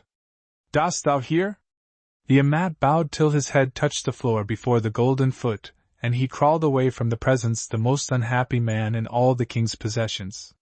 Then in great haste he ran to his house and called all the charm makers in the city to come to him without delay. Then when they had assembled before him he commanded them to make him a charm which would be stronger than the one tattooed upon the body of the robber chief, Bolek Baya. But the charm sellers one and all declared that this was an impossibility, for the thief had upon the luckiest day of the whole year eaten a piece of flesh cut from the body of a murdered man, and so he could not be harmed in any way, either was it in their power to give his lordship the Amat a charm stronger than his. Very frightened was the Amat when he heard this, and very frightened were the soldiers who had been ordered to go with him and catch the thief. Their wives also cried all that night, for they knew what a terrible man the robber was, and how angry he would be with the men who had dared come to capture him. He would show no mercy, and without doubt would kill them all, and in derision send their heads back to the city afterward. This the robber had done before more than once to parties of soldiers sent to take him. Now it happened that among the soldiers who followed the Amat long was one who had a very wise and clever wife, and when she saw her husband march away and knew the great danger that he and his fellows were in, she went to the wife of another soldier, and this is what she said. Sister, listen to my words. If we do naught but sit in our houses and weep, our husbands will all assuredly arrive at destruction, for the beau is a very cruel and cunning man. Of what use will our houses be to us if we have no husbands? Listen, therefore, to what I say. The man who collects the blackmail for the beau from the headman of a village across the river and delivers it into his hand is well known to me. His name is Mong Jai, and he sells books in the bazaar. He is a very wise man, and knows all the followers of the Bolek Baya. Let our husbands fight the beau with silver. It is sharper than a sword, and injures not the man who handles it skillfully. We will collect all the money we can. I will sell my earrings, thou canst sell thy bracelets, and the wives of all the other soldiers can do likewise. This will bring a big bag of silver, and half of it we will give to Mong Jai. He will then call some of the followers of the beau to a secret place, and tell him that the Amat Long will give him the balance in return for the head of their master, if they take it to his lordship ere 3 days have elapsed. Our husbands will then bring the head of this wicked man to the royal palace and lay it before the golden foot. They will reap much honor and glory for having fulfilled the order of the king, and the country will be freed from this great trouble. Now, when the wives of the other soldiers heard these words, they perceived that she was indeed a very clever woman, fit to be the wife of a great Amat instead of a common soldier, and one ran swiftly after the Amat and his men, for in truth they had not gone far, but were traveling slowly, because they feared to come up with the beau and his fierce followers, and they were filled with joy at the good news the messenger brought them. At the order of the Amat his men hid themselves in a thick jungle till the money should be collected and brought to them. After 2 days, and when it was very dark, a man came to them saying that he was the friend of Mong Jai, and bore with him the head of the robber chief, and thereupon showed it wrapped up in a cloth. Then were the soldiers full of joy again, and they paid the money to him, and that night they slept peacefully, for they knew that their enemy could harm them no more, and that they had been delivered from the great danger which had been threatening them. Before they slept, the Amat sent a swift messenger to the city to tell the king the good news that the robber chief was dead, and that they were bearing his head with them, and would present it before the golden foot the next morning. Next day, therefore, at the head of his men, he marched to the golden palace, and the people of the city were so full of joy over the fact that Bolek Baya was dead, that great numbers followed the procession to the palace gates in the hopes of getting a glimpse at the head of their enemy, and everybody praised the Amat Long for his bravery and wisdom in killing the robber chief who had oppressed them so sorely. His wife also called musicians and dancers, and gave orders to her servants to prepare a great feast that night in honor of her brave husband. They reached the golden foot and knelt before the throne, but when the basket was opened, behold, it contained the head of another man, and not that of the bow at all. Then did all the people in the city laugh at the Amat because his enemy had deceived him, and he fell from his rank of chief Amat. All his golden umbrellas were taken away from him and given to his successor, and he was obliged to earn his living by selling medicines in bazaar, and from that day till he died he bore the nickname of Amat Tok Ara. 6. But the people all praised the cleverness of his enemy, the thief. 6. Now, when the king saw how cunning Bolek Baya was and how easily he had deceived his servant, he determined that he himself would take the robber chief and thus gain great credit and renown. To this end he gave orders to the headman of every village throughout his kingdom that directly the robber should come within his jurisdiction he was to report immediately, and the king would send a trusty officer to arrest him. He did not tell them that he himself would go, therefore for a long time the headmen feared to obey the order of the king for, said they among themselves, the bow deceived the Amat long, who was one of the most cunning of men, and will he not escape from any other whom it should please our lord the king to send against him? Is there any more cunning man in the palace now than before? When he finds out also that we have reported his presence to the king his mind will become hot against us, and he will without doubt return and destroy all our houses and kill everybody in our village. Nay, it is better to give him silver and beg him begone elsewhere. So although they told the messengers of the king they would follow his words, they simply held their peace when the dreaded robber chief was near their village. But after a long time the headman of Myohong, who was braver than his fellows, came to the palace and told the king that the bow was then at his village, and would leave when it became dark, taking boat from Yokaiwi, which was a suburb of the city of Pagan. The heart of the king was filled with joy when he heard this piece of good news, and he gave the headman a great reward. Also he took off the royal robes such as is the custom of kings to wear, and put on very poor ones so that no one would think that he was the lord who ate the country of Pagan. He also took with him a sword, not the royal sword with the silver sheath and ivory handle, but an old da with a wooden handle bound around with rattan string, and a sheath of wood, such as the common people carry. Then he went to the bank of the river near Myo Kaiwi and waited. He waited long, but his heart was strong and he did not become discouraged by reason of the waiting. And at last he saw coming down the river a small boat, and in it a man whom he knew immediately to be the thief. Monglek Baya guided his boat toward the bank near where the king was seated, for he was a skillful oarsman, and when he had fastened it with a rattan loop to the end of his oar stuck into the soft mud at the water's edge he ascended the path to the village, and as he reached the top of the bank he caught sight of the king in his dingy clothes and wearing the old sword with the wooden handle, sitting on the side of the path. He was surprised to see a man there at that time of night, for the gongs which called the priests and old women to worship had sounded long before, and everybody in the village was sound asleep. Therefore he gazed earnestly at the king and then called out, "Who is that?" "It is a man who wishes to arrive at the rank of disciple to our Lord," replied the king. "Art thou a man of the day or a man of the night?" asked the robber looking down at him. "Thy servant is a man of the night," replied the king. "Hast thou not heard how many of my followers have been caught and executed? How that the tigers at the entering in of the villages will not now eat oxen but wait till one of my men is tied up for them? I tell thee they have not long to wait either. Art thou not afraid?" "Ah, our Lord," replied the king, "thy disciples suffered because they did not take heed and follow in the footsteps of our Lord, therefore have they arrived at destruction. But thy servant will study thee, O Paya, and thus will I learn how to become a great bow and also to escape their fate." Now when the king talked in this fashion the bow was very pleased with him, and gave him permission to follow. He also promised to teach his new disciple all his arts, that he would not let him ever be caught, and would make him as famous a bow even as he was. "And so," said he, "as thou hast a sword with thee, follow me.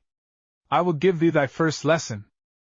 Now it happened that as they walked along toward the city the thief began to think within himself, "Who can this new disciple be?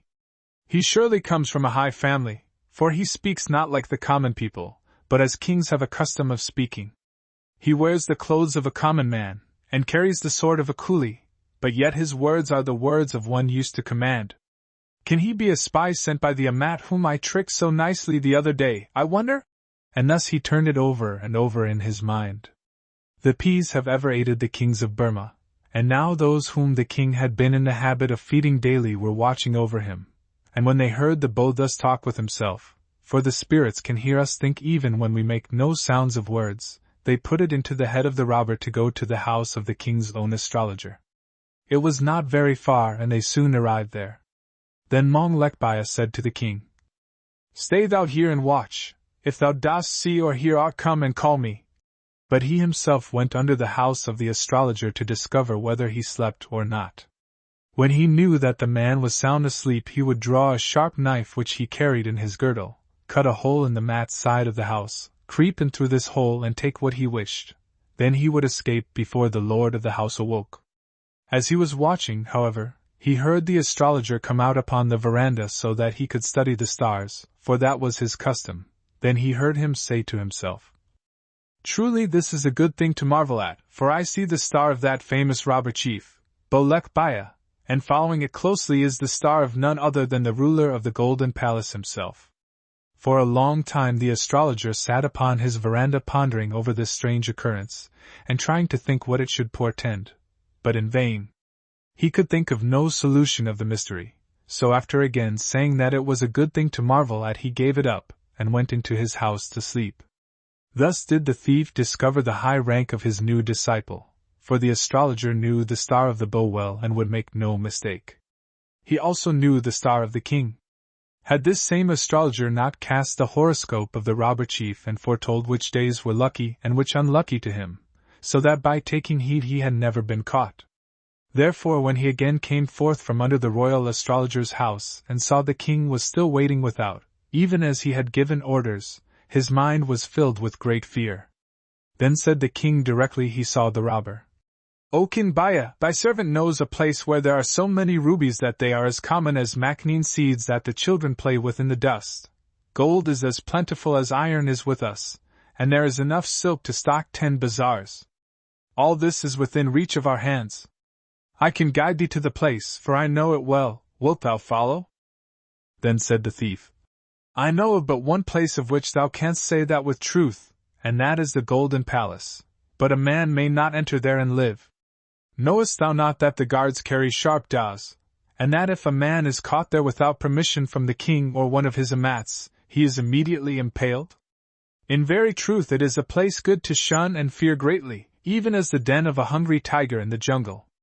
"True, O brave man," replied the king. "But this evening as I passed by the palace I saw hanging from the top of the wall a rope ladder. We can climb over, take enough to make us rich for the rest of our lives, and run away before the guards with the sharp daws discover that we have been there. Thus shall we earn much wealth and glory, and people throughout the land will call our lord the bow who entered the Golden Palace, and all men will fear his name more than the name of a hungry leopard." Then were the thoughts of the bow in great confusion, and he said to himself, "Of a truth I am about to arrive at destruction at last. I have had my last adventure. If I do not follow the king he will assuredly call out to the guard and I shall be taken. If I go, how shall I be delivered from the great dangers which will surround me in the Golden Palace? I am undone whichever way I take." Then said he to the king, "O disciple, whom I love much, I fear to enter the Golden Palace, for this I perceive is one of my unlucky days. We will therefore go to Pinda village, for I saw this morning a great number of coolies there. They were following a great prince from the hills. They have been traveling far today and are therefore heavy with sleep, and we can despoil them of as much as we can carry away. As they are very weary with their journey, none will know aught till they awake in the morning." "Upon what day wast thou born?" demanded the king, and the bow said that it was upon a Saturday. "Then," said the king, "behold, this is a lucky day." And he drew forth from under his jacket a horoscope, which showed that this was a lucky day upon which a man who had been born upon a Saturday could undertake any deed requiring great wisdom and bravery in its accomplishment, and in spite of all that Mong Lek Baya could say the king led the way toward the palace, and the bow was obliged to follow him, which he did with very slow and hesitating steps. For his heart had become as weak as water. Even as the king had said, there was a rope ladder hanging over the palace wall, and the bow perceived in what manner the king had left the Golden Palace. but being a very wise man he followed without opening his mouth. They passed through the palace courtyard and saw there a thing good to marvel at.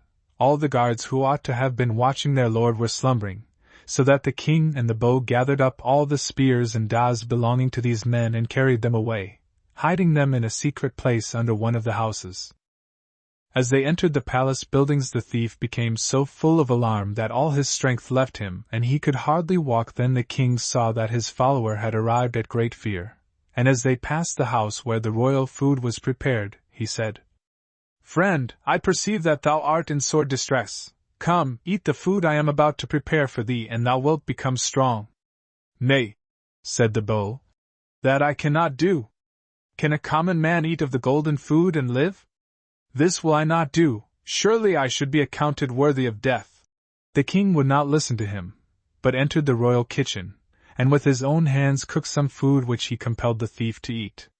Now, the king had prepared 2 messes, one in which he had cunningly placed some opium and one without, and it was the food which contained the opium that the king gave to the beau.